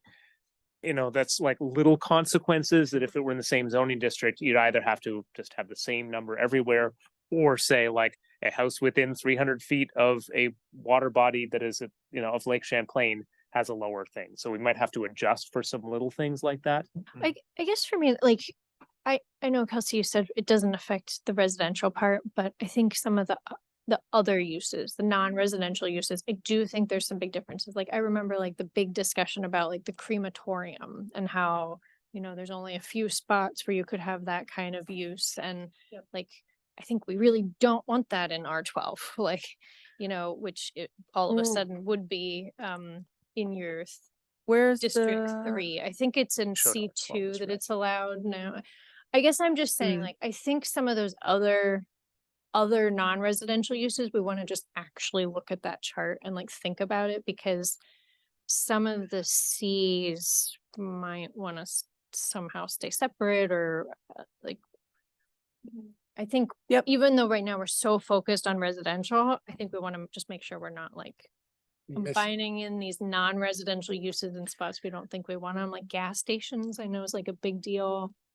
Yep. Like, you know. Yeah, so there's I don't know that tonight's the right night to do that, because I think we need to like actually look at the chart, and I think we all need to like look at the map. Mhm. It's a little hard to say what we like or don't like about the map just on the fly. What would be helpful to you, you know, looking at these table of uses, your eyes can go a little bit, you know, blurry, just seeing all the uses and trying to do side by side by side by side by side. We can certainly do a side by side, and I think we should. That wouldn't be very difficult. Do you want us to sort of highlight some major differences in there? Do you want to sort of just look at it yourselves over a period of time? What would be helpful to you all to? Or are there particular districts that you're concerned about? Like in the packet from the previous meeting, I was showing, or at the meeting, we were showing the differences between Allen Road and Swift Street. And there was a couple of things where it's like, this is allowed, or that's not allowed, or the density is this, and the, you know, lot size is this. Like there were some of those things.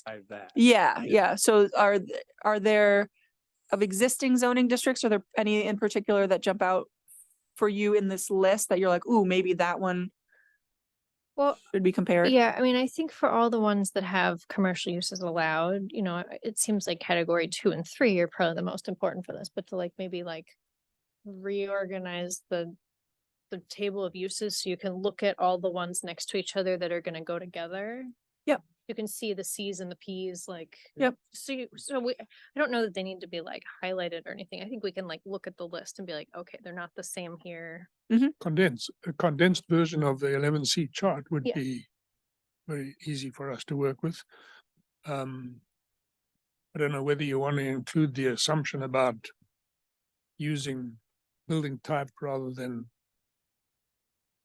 density, because that would change that too. That's your next conversation. But from a use perspective, I think that's. Condense it yeah. down into these 4 or 5. Yeah, no, that would be helpful. And then I think a few people have questions. So Laurie. I did too. So the low density versus medium density, the yellow and the orange. The Orchard, Laurel Hill, et cetera, that whole block. Is that yellow because of the way it is currently developed? I'm wondering why it would not be orange. So I went based on two things. One is I didn't change any of the boundaries of the current zoning districts. Right. So I basically number one is anything that is currently under 5 dwelling units per acre. Right. But also looking at our current land or future land use map, that area is yellow. So it's both looking at what S100 would require and also what the city plan reflects as as the intended future use of that area. I just raised that question because being directly adjacent to the Philbin Road corridor,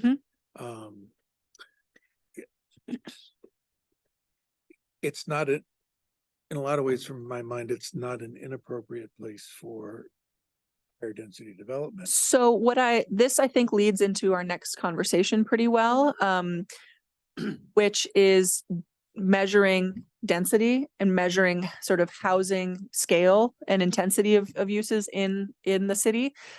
Because anything served in the areas served by water and sewer, a single family home and a duplex will have to have the same dimensional standards.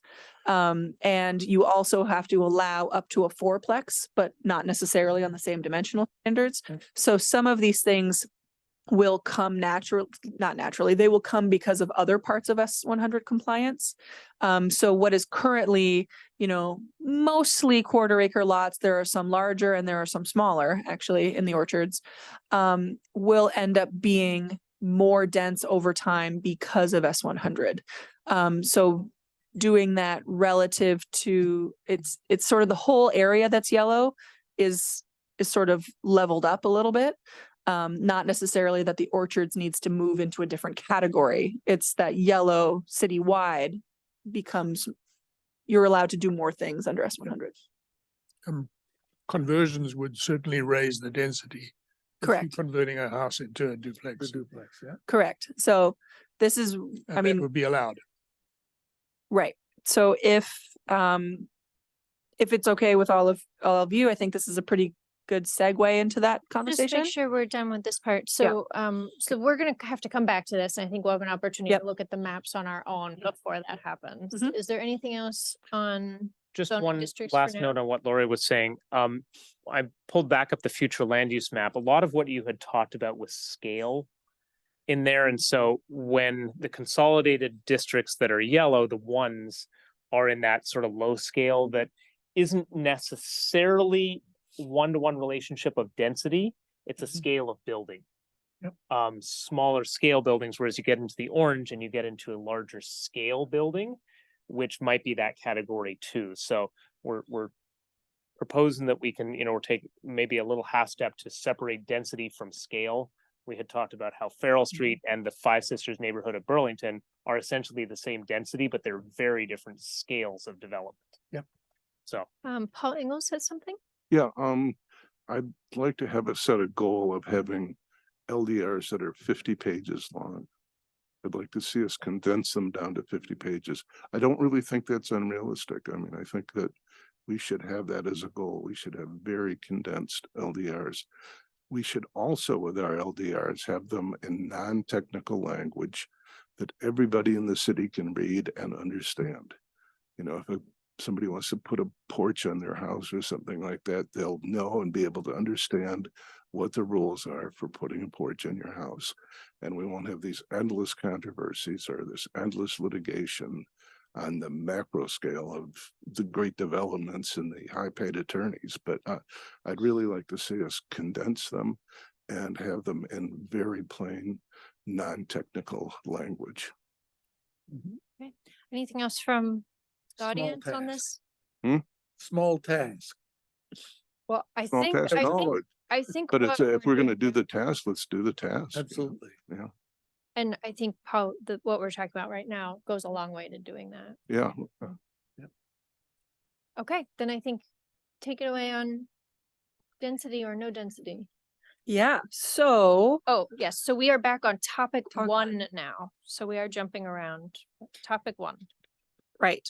So the way South Burlington currently regulates housing, scale and intensity in the city is with both minimum lot size and density.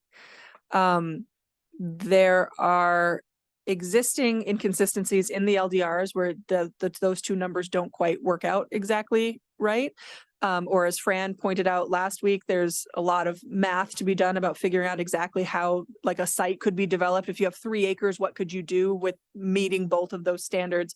So it's a layer of complexity that I don't have any history on why there's both, but it is something that makes, to Paul's point, the LDRs a lot less comprehensible to people because having to meet both when the numbers don't always match and it's sort of doesn't, though both of those things don't really translate directly to what a neighborhood looks like or feels like.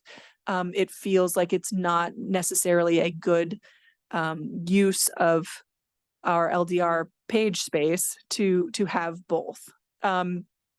It also creates some issues in S100 when we have things like a single family home and a duplex have to be allowed on with the same dimensional standards. But then we also have, South Burlington also has density standards. So if you have an existing single family home on a 1/4 acre, can you or can't you convert it to a duplex? Because it would be the same conversion would definitionally be the same dimensional standards, but it suddenly doubles your density. So it's caused a lot of math problems in making all of that work out in a way that I don't think, my sort of staff opinion is it doesn't serve South Burlington. Another example of how it doesn't serve South Burlington is when you have a dwelling units per acre density standard, you can often end up with duplex, well, it wouldn't be duplexes anymore, but say 3 or 4 plexes on kind of oversized lots that then don't blend into the neighborhood as well as they could or should. There are a lot of examples in Burlington, in other places that have done conversions like Montpelier, for example, or even new construction like there's a 4-plex on Heinsberg Road that's 4 dwelling units, but looks like a single family home. But you'd be hard pressed to really notice it unless you looked and you counted the doors. Where if you're requiring 3 or 4 times as much land space, you end up with a lot of wasted space, which is usually maintained lawn or parking area, which doesn't meet our transportation goals, our climate action goals, our environmental protection goals, and all sorts of other things. So what we would be recommending and what I outlined in the memo is that we drop density. So we no longer have sort of our definitional R4, R7, R12 units per acre density, that we go to a minimum lot size, potentially also a maximum lot size, but that's another conversation, and mimic something along the lines of what we currently have in the TND PUD type.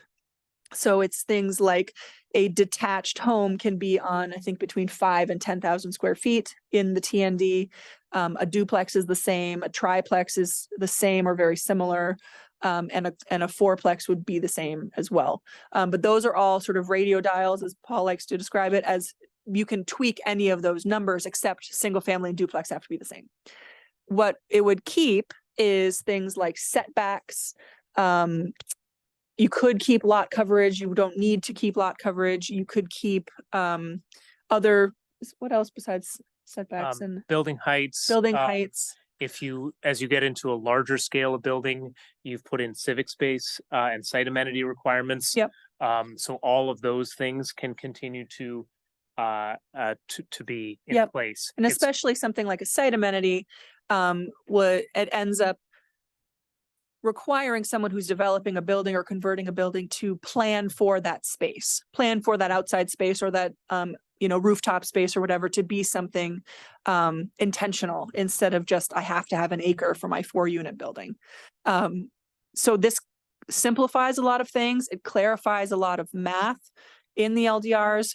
You can look at your lot and say, I have X number of square feet, so I can fit a, 1, 2, 3, 4, 7, 12, whatever size residential building on that lot, keeping all of those other restrictions in place without having that additional layer of density. Yeah, that's my big spiel, and was very curious about what you were all thinking about that, if that feels like it works for South Burlington, if you have concerns. What else do I have? It would have been nice to have seen a TND or say no. Yes, no concerns. No concerns? Jessica, what did you? Oh. Yes, it works. I said it would have been nice to have seen a TND happen using have the one built. system, so Yeah. we would have kind of experienced that. Just all moving too fast. Takes the Yeah. development community a while to catch up to I, new rules that are in and place. it We're was- just starting to see them now. And but- Paul, what did you say? In response to the question, yes, it works. And I just think I think Kelsey onto it. I just think this is the direction to go. So good idea. Yeah. And Fran, you had your hand up? Yeah. So I guess it's probably, I don't know where this question, whether it's because I'm new to this or not, but so if you have setback requirements and you have a requirement for space to park a car, does that parking become the open setback? And then do we restrict what can be paved?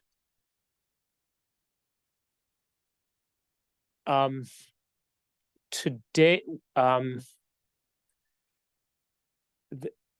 I have sort of an indirect answer to your question. We don't have a specific standard today in our regulations, in our category 1 lower scale neighborhoods about whether you can park in the front area or not.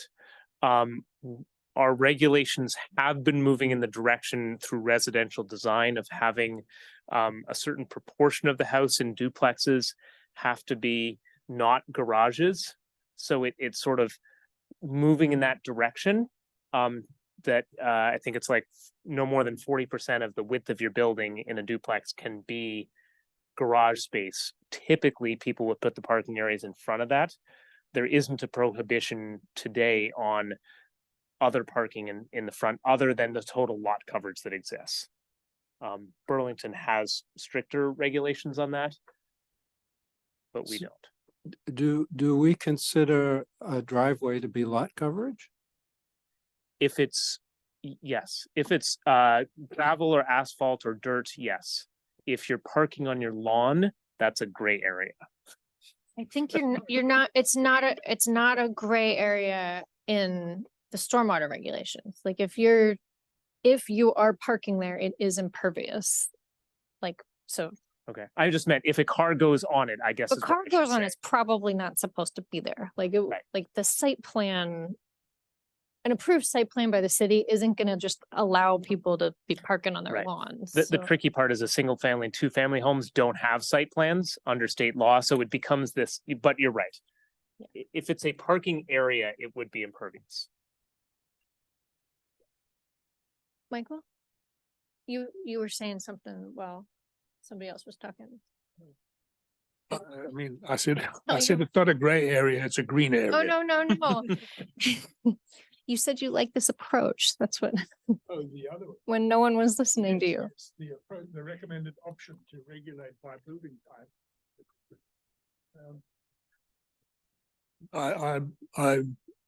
That's the way I think we should go. Great, yeah, and I Comments down here? I didn't Mhm. make it. I was only looking that way. we haven't looked at the drawings at the bottom, page 9 and 10. I'm in general agreement with the discussion as it's been going. The neighborhood maps as they're drawn. I may be throwing a wrench in here, but the way these are drawn, this is a very car-centric neighborhood. All of these as they are drawn are car-centric neighborhoods. Yeah, this is a presentation. These are slides from presentation that was created for a slightly different discussion. So it's not necessarily advocating for, and then you have a driveway and a garage and driveway and a garage, driveway and a garage. That's not necessarily the case. It was more to show that when you have a fourplex on a lot that's four times the size of a single family home, it starts, Yeah. it Yeah. sticks out. And it was actually super specifically to zoom it. The first one is an aerial photo of Mhm. Orchards, I Yeah. believe. So it's a neighborhood that everybody likes. And so we were saying, okay, this is a neighborhood everybody likes. So we could all picture it. Yeah. And then like Yeah. how could it be different? Because like the purple is kind of like what it is today. And then the other ones were like, okay, well, could we have a couple, like a multi-unit, Yeah. and what would it look like with the size of the lot? That was, I understand that. One option that doesn't come up here and that we talked about when we were working on the city plan is how in these neighborhoods that already exist, do we create a community space? A pocket park that has a restaurant on the side of it that has et cetera, et cetera. And I don't know if there's a way to show some options like that have. So you've got the single family and the duplexes, and then you got the fourplexes, and there's a little bit of a courtyard for the fourplexes. But is there a way to, for instance, on the Farrell property, on our city map, we've drawn that the waterfront wants to be a city park someday in the future. That's on the official city map. Is there a way to look at these neighborhoods and do something similar to that on these? To show the aspiration of creating these dynamic neighborhoods where you have people living and you have community congregation areas, and you know, maybe like they have at Lakeside in Burlington with the park in the middle. And so I look at this and I see just repetition of Sure. the development that we've been doing for the last 50 years. So it's interesting you bring up that question, Laurie, because Kelsey and I were having a debate last week about which things to show in this slide. These slides are very specifically only showing what happens if a fourplex, which is typically smaller in a total area than 4 single family homes. Yeah. What happens if you give it, instead of up here where it has 4 times the amount of space as a single family home. And Yeah. so it sort of looks vacant versus in this case, it's maybe only 30% more. So does it fit better into a neighborhood? Mhm. The other slide that we were thinking about showing, but we decided not to because it was sort of obfuscating the core issue, Yeah. was exactly what you're talking about, which is we did do as part of the TND some model neighborhoods that show how could you put the civic space into the core area of your neighborhood. And that became part of the regulations for the TND. And now you require in all subdivisions of more than 2 acres, I think it is, that 10% of the land has to go to a civic space. So a new neighborhood Has that. would have that, like that 3-acre parcel that I'd mentioned earlier. If it just happened to be, this one parcel had a dilapidated house and they want to turn into a duplex, that wouldn't be the scale of a civic. But I can absolutely share those slides with you. We made them a couple of years ago. I don't want to obfuscate what we're trying to do or complicate things, but I do think that I don't want, just like, well, we're changing the LDRs, let's do it. I want to see something aspirational that really helps the concept of moving these neighborhoods towards more vibrant civic communities rather than car-centric individual lot situations and hope that there's a way to incorporate that in what we're doing. So I think, makes I sense. think what Paul's saying is that, we've done it so recently that nothing's been built yet. Like we just did it last year, so, and it's very new and pretty innovative. I don't know who else is even doing it to have the civic space for such a small development, so. So that one piece is in there, but if there's other specifics that you're thinking of. Well, I'm just and- also thinking about aspirationally for how the long-term transformation of our existing subdivisions. Yeah, I guess They that's- are transforming into something that is more, as we said, human-centered or people-centered and So we also recently have started allowing like small like shops and businesses. So that's a new thing that has barely gone into existence too, that I think, one of those green blobs could have been 2 single family homes and become a corner market. Mhm. So that's like a new thing. or a cafe. Yeah. So But so we've been trying to do some of that, but there might be things we haven't done yet that we still can. Mhm. And so it's good to be thinking through. I think you're like in Montreal, a dépanneur, there are tons of dépanneurs within all the residential areas. And I think is the Farrell proposal the first real TND based on the TND rule? Yes, it is the first one that is applied using that tool, yeah. Anything else? Duncan, we didn't. No, I we was didn't just gonna write- say, I remember that, I think just you, Michael, and I were on the commission then, but I remember these slides were specifically here to, and Paul did a great job with it, to show the difference between density and building forms. Yep. It was, Yep. I don't know if everybody gets that, but this I is an did get- excellent, Definitely. yeah, it's an excellent diagram. I was just taking that Yeah, other no, route and when I but was that's- thinking about it. and, That's why they were. Yeah, and there's a lot of opportunity for the commission to tweak these things. Like the single family and the duplex would have to be the same dimensional requirements, but if a 3 or 4plex was, as Paul said, the lot needed to be 30% bigger, you could decide that, or 10% bigger, or not bigger at all, or twice as big. Like Yeah. there's a lot of movement in that choice to do that doesn't necessarily require it to be 4 times as big as a single family home, which is what effectively it is now. Fran and then Paul? I guess the thing that's hard to get your mind around is what's already built, an existing neighborhood versus open Yeah. land. And when the lots are already there and the lot lines are already defined, it means to be able to do some of these things, you'd have to buy 2 lots. Or it's some of it is when we're talking about allowing conversion. So you have a single family home that's on the larger side and you want to divide it in half, you could do that. Or you have a large lot that currently has a 4plex and you want to tear it down and do something new. Like it's not necessarily fully new greenfield development.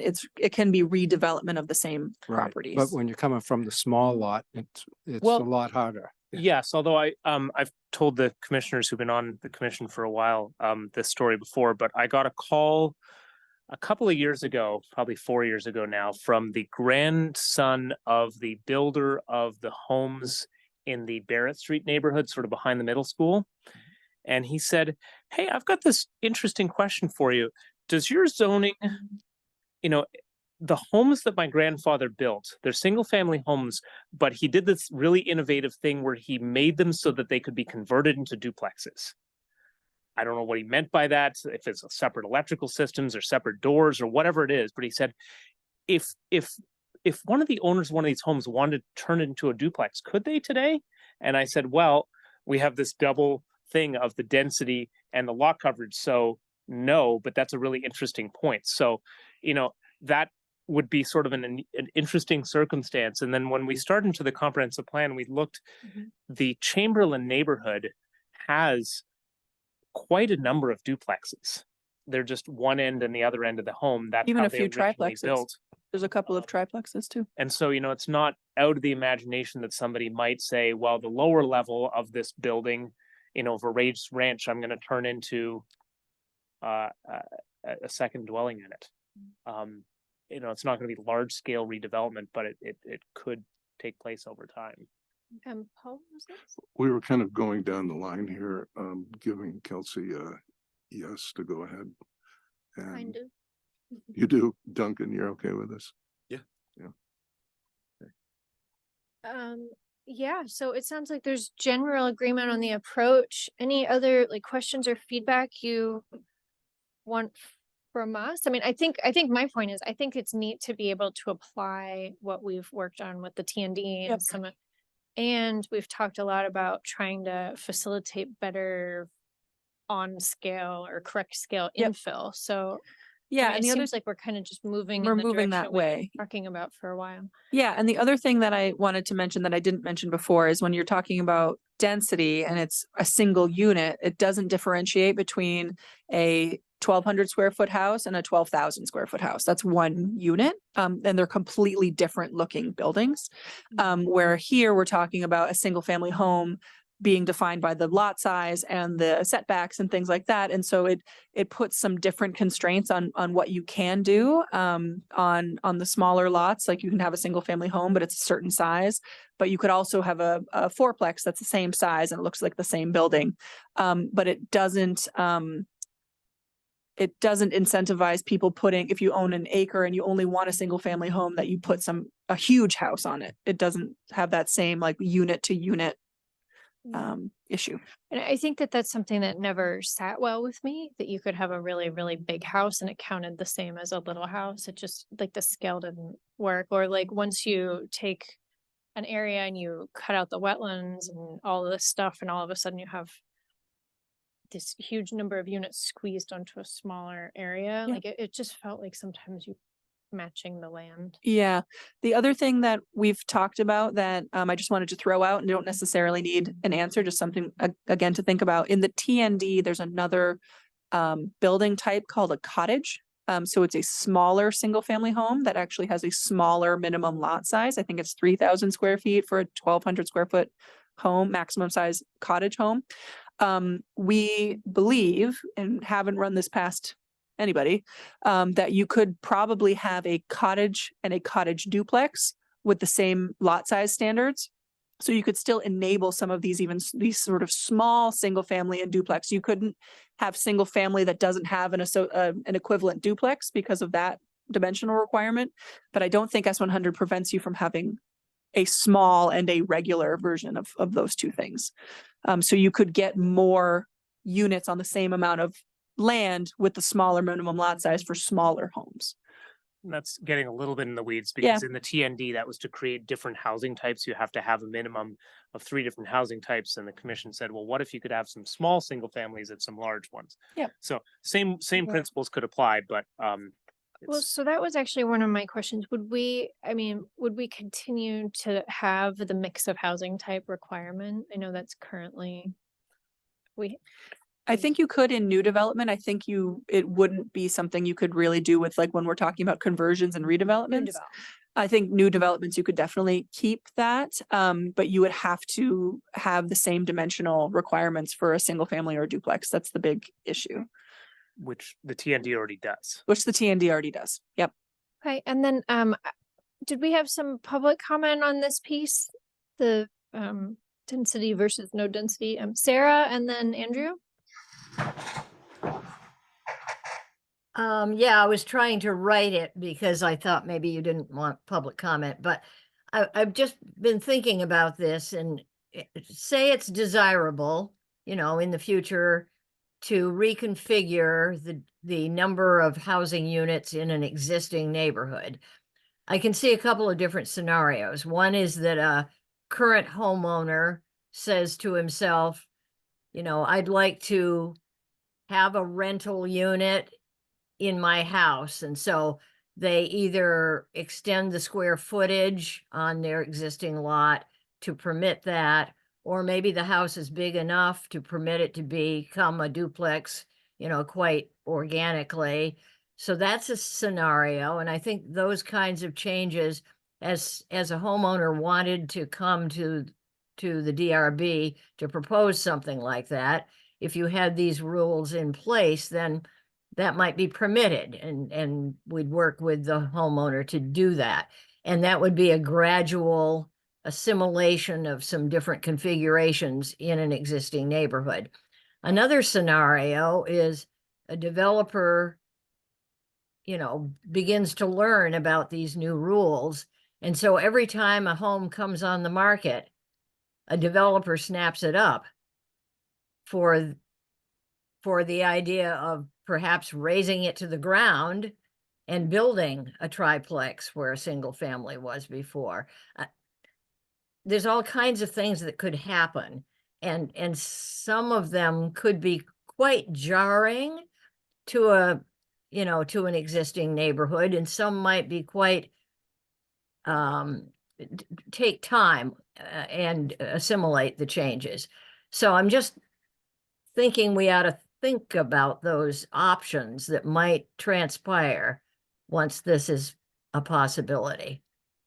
Yeah, I think that's a great point, Sarah. And I'm curious, as we move forward to see kind of how some of the dimensional standards and the lot coverage and some of those other requirements might help things still fit reasonably.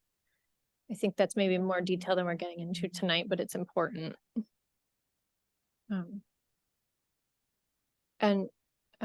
Andrew? Yeah, so presumably there would have to be some really deep and careful analysis done of the TDR section of the LDRs, right, to ensure that those TDRs remain valuable. So I guess instead of density, someone could get a small lot or a bigger lot or more stories or this or that, and that would have to be done really carefully to make sure the incentives were there for developers to still buy TDRs, so the TDRs remain, valuable. Yes. They proposed that, didn't they? And then Yeah, is that there where was we need to go next? Or where? that may be. Yeah, so that's something that we do highlight is that I asked the question, can TDRs be used directed to the commission? Could TDRs be used for reduction in the minimum lot size or additional height? And I said without density, allowing a value for a TDRs would require something to be credited in lot size, building bulk, height, or similar. We're limited by state law about what you can get for TDRs. It has to be some of these kind of very dimensional and building size kinds of things. You can't suddenly waive the landscaping requirement or something else that's not quite as related. But that is something that the commission is going to need to talk about what would a TDR be able to be used for, and what would the effect of that be? Right. So, I mean, in order to retain the value of the TDRs, it might be that you need to set lots, bigger, say, than you would maybe ideally want, or building heights lower, or developers are going to need incentive, right, to buy the TDRs, or that the NRP scheme is going to be is going to have a lot of pressure on it. There's good points, and Andrew, one area that the regulations virtually don't explore at all is how could TDRs be used for non-residential purposes as well. So as we think about markets, it isn't used at all for non-residential, and there's the possibility there. The guidance that we always give with TDRs is, given that it's an optional tool, making sure that the commission and ultimately the council are comfortable of the form of development if they choose to not use a TDR, and also the form of development if they choose to purchase TDRs, that you would be satisfied that it's a good result for the community either way. Yeah, I guess my only point was on the other side, the landowner that has an NRP and a TDR, if those, again, those TDRs need to retain some material value, or that whole scheme is going to come under tremendous pressure. Yes. We did have one instance where a TDR was used in a commercial, and we allow it. Yeah. Yes, there are a couple of circumstances, right? Okay, anything else on this topic? Okay, what's our next one? We're going in a weird order. topic 3, we haven't done topic 4, we haven't done. Yeah, so there were certain ones that Kelsey felt were more important for tonight. Just to be um, able to move provide forward some different. iterative feedback for the January meeting and other things that can be dealt with. Didn't you say that affordable housing? Yeah. What time is it? Yeah. Yeah, so one is, Oh, yeah, and it's getting super late. What's the one? so more the thing? one thing that is time sensitive is the affordable housing bonus structure. So currently we have our citywide inclusionary zoning. S100 Act 47 has different bonuses and different requirements to be called an affordable housing development. It is not a mandatory thing to be an affordable housing development, but if you meet the requirements, then you get these other bonuses.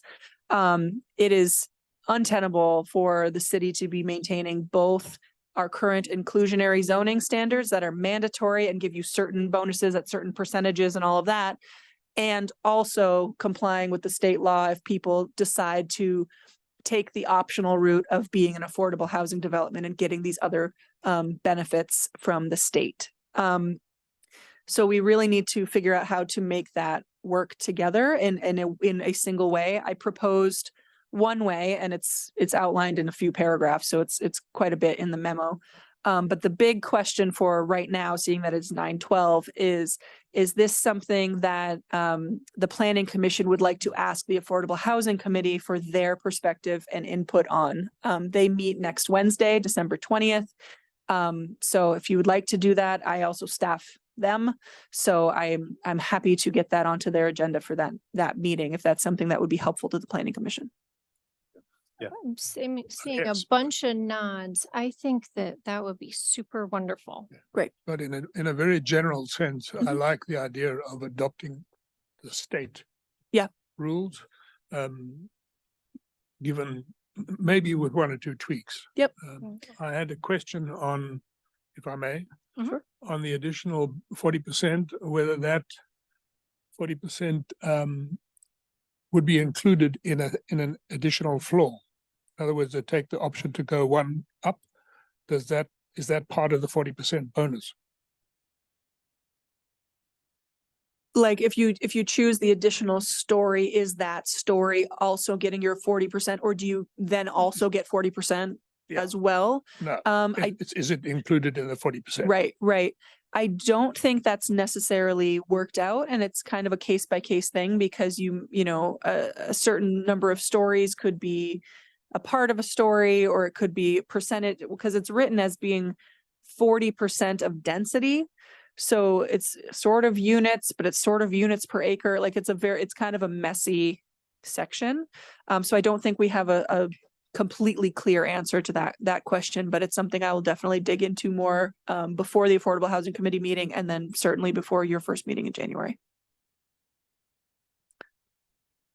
Done. A quick question. I'm not sure if I heard you right. So right now our inclusionary zoning is mandatory at what level? 12 units or more? 12 units. And we would lose, if we go with what the state has, there's no mandatory at all. I mean, you can. They don't have it mandatory. We could make it mandatory. Oh, we could. Yeah. Okay, so we wouldn't lose that ability to Yeah. say that you. So need to- the state is saying, from the state perspective, you have to do this, town or municipality, you have to give people this. And then also if the state changes their statutes and a defined affordable housing development has some other benefits, you would also get whatever that is under the state. It does not say that a city can't make that scheme mandatory over a certain number of units or whatever. Losing that. No, it's more, the proposal is more along the lines of there would be some level at which it was optional and we would give you, you'd have the bonuses that the state lays out. But at some level it becomes mandatory from South Burlington's perspective and just adopting the same, percentages and numbers, so that they're not dealing with a bunch of different things. So one of the tweaks I had in mind was to disincentivize single family in affordable housing, because we hear from builders and developers that they cannot build to that cost. So incentivize multifamily in affordable housing, one way or another, either with additional bonuses, because the unit cost goes down, and the use of land is far more efficient. I couldn't agree more, Michael, and I think that the last conversation that you just had about how do you want to measure dimensions feeds directly into this. Of rather than saying a unit always requires a quarter acre regardless, by going by the building type, you can specifically address those kinds of subject areas.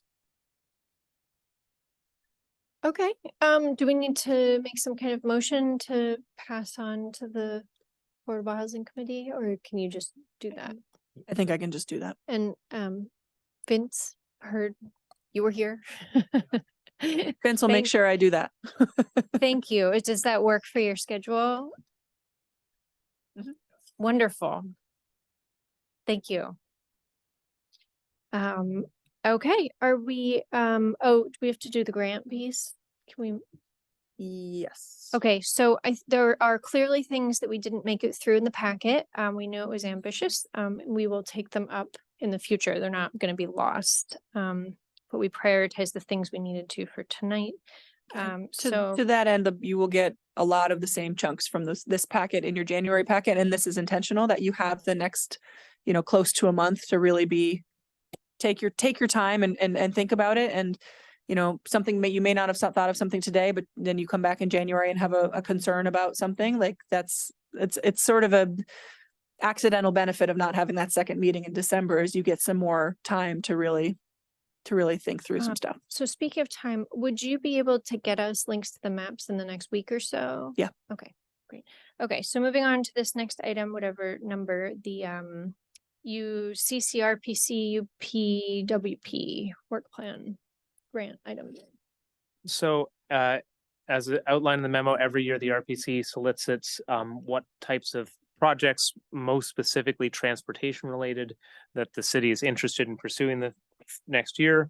This is our project team's initial cut at what we're recommending to you. We are meeting next week with the RPC, later this week with the RPC to test these out with them and hear what their feedback is. We will come back to you for formal action at your next meeting, but we wanted to hear, do these seem to align with what you're hearing in the community as priorities?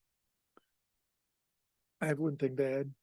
I know that last year, over a period of time, the CCRPC did the bike ped study on Queen City Park Road. Burlington has come up with the money to do the section from Central Avenue to Home Avenue. The CCRPC did not study the one-lane bridge and the approach to the one lane to and from the one-lane bridge, which is horrible for pedestrians. And Queen City Park, that little weird spot over there. Well, everybody that lives there walks it all the time. And in their study, it was just, that's something that'll be done sometime, whatever. And I don't know if that's something that could be just put on the table somewhere so that it's in the queue, because it's at times a pretty harrowing walk. And there are a lot of people that walk it. I just wanted to bring that one up because I know that's something the CCRPC would be doing.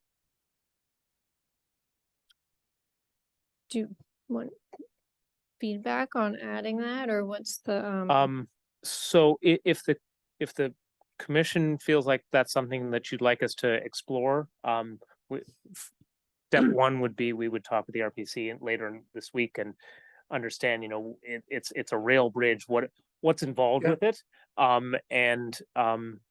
If it's we have to ultimately rank what are our priority of the projects and what are our local match dollars. But if the commission would like us to explore this so you can consider it at your next meeting as an add-on, we're certainly happy to do that. I'll just add one other piece, which is if they're not prepared to look at the bridge itself, if the approaches could be dealt with, it would make a big difference. Sure. Well, the they is really us. I It's understand. our request to them of how they spend their dollars, Yeah. but yeah.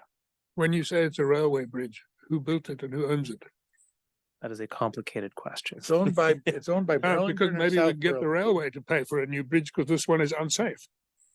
It's more that it's not about the railway owning it, is that it goes over a railway right of way. I got And the ownership, I'd have to check in with Public Works. It's a shared relationship over a long period of time of the two cities. Okay, yeah. And the It's problem, it's worth looking into. the problem with the railroad is that they have a say over how that bridge gets replaced if it gets replaced.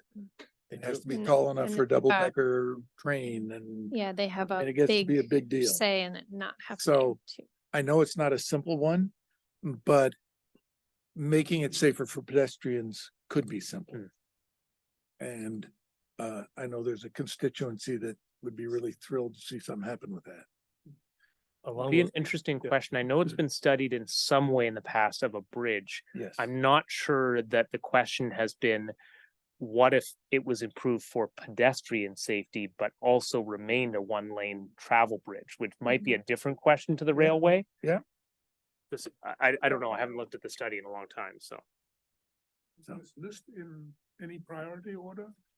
It is, yes, it is in the recommended priority order. Wildlife preservation point of view, the item 5, I would like to see move up the priority.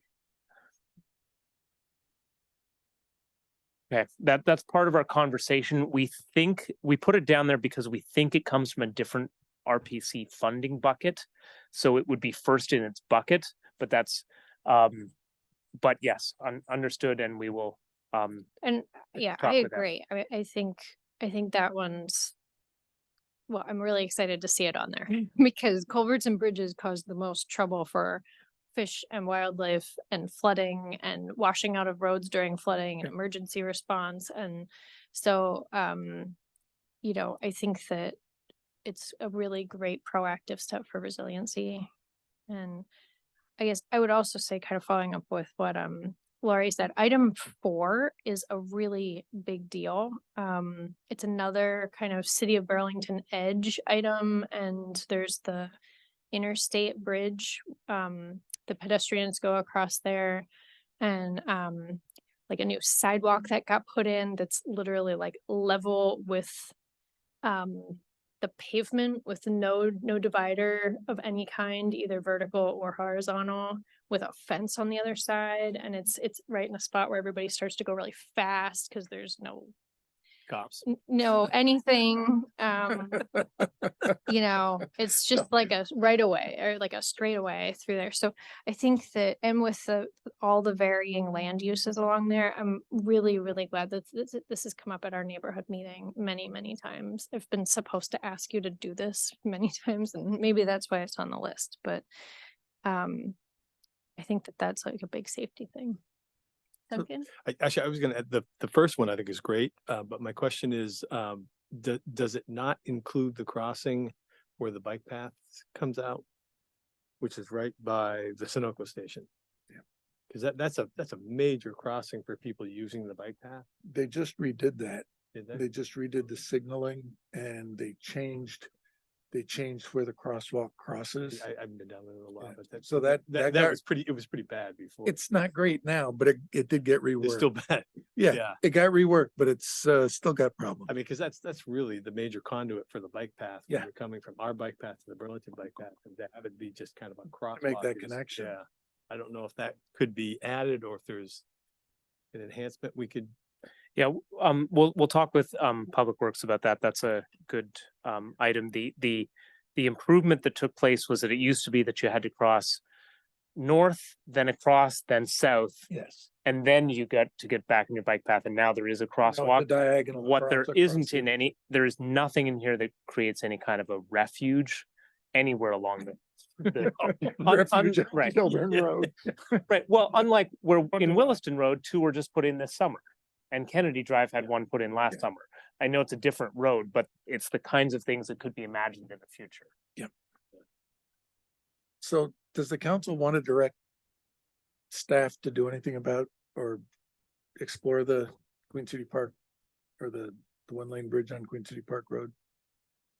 Well, do we want to add it to the list? That's what I'm Question. asking. Or do we need to direct you, or was the conversation enough? I think if there's a lot of nodding heads, we'll spin it up and we'll bring it back to you at your next meeting. Okay. Paul Engels? Yeah, I'd like to add something for Eastwoods too.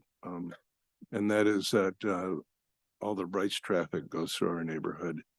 And it could be redirected by opening the one-way street that is Eastwood Avenue and extending Hadley. I guess when Hadley was built, it was originally intended to go to Rice. But there was a city councilor who lived on that corner and didn't want the traffic going by his house. And so Those were the days. that's right. And so it never was built all the way up to Rice. It also would be possible without any involvement from the city other than to talk to the diocese to have the road that goes off of Joy Drive to the diocesan offices, connect that to Rice. It's just a little short, like area between the diocesan offices and Rice High School.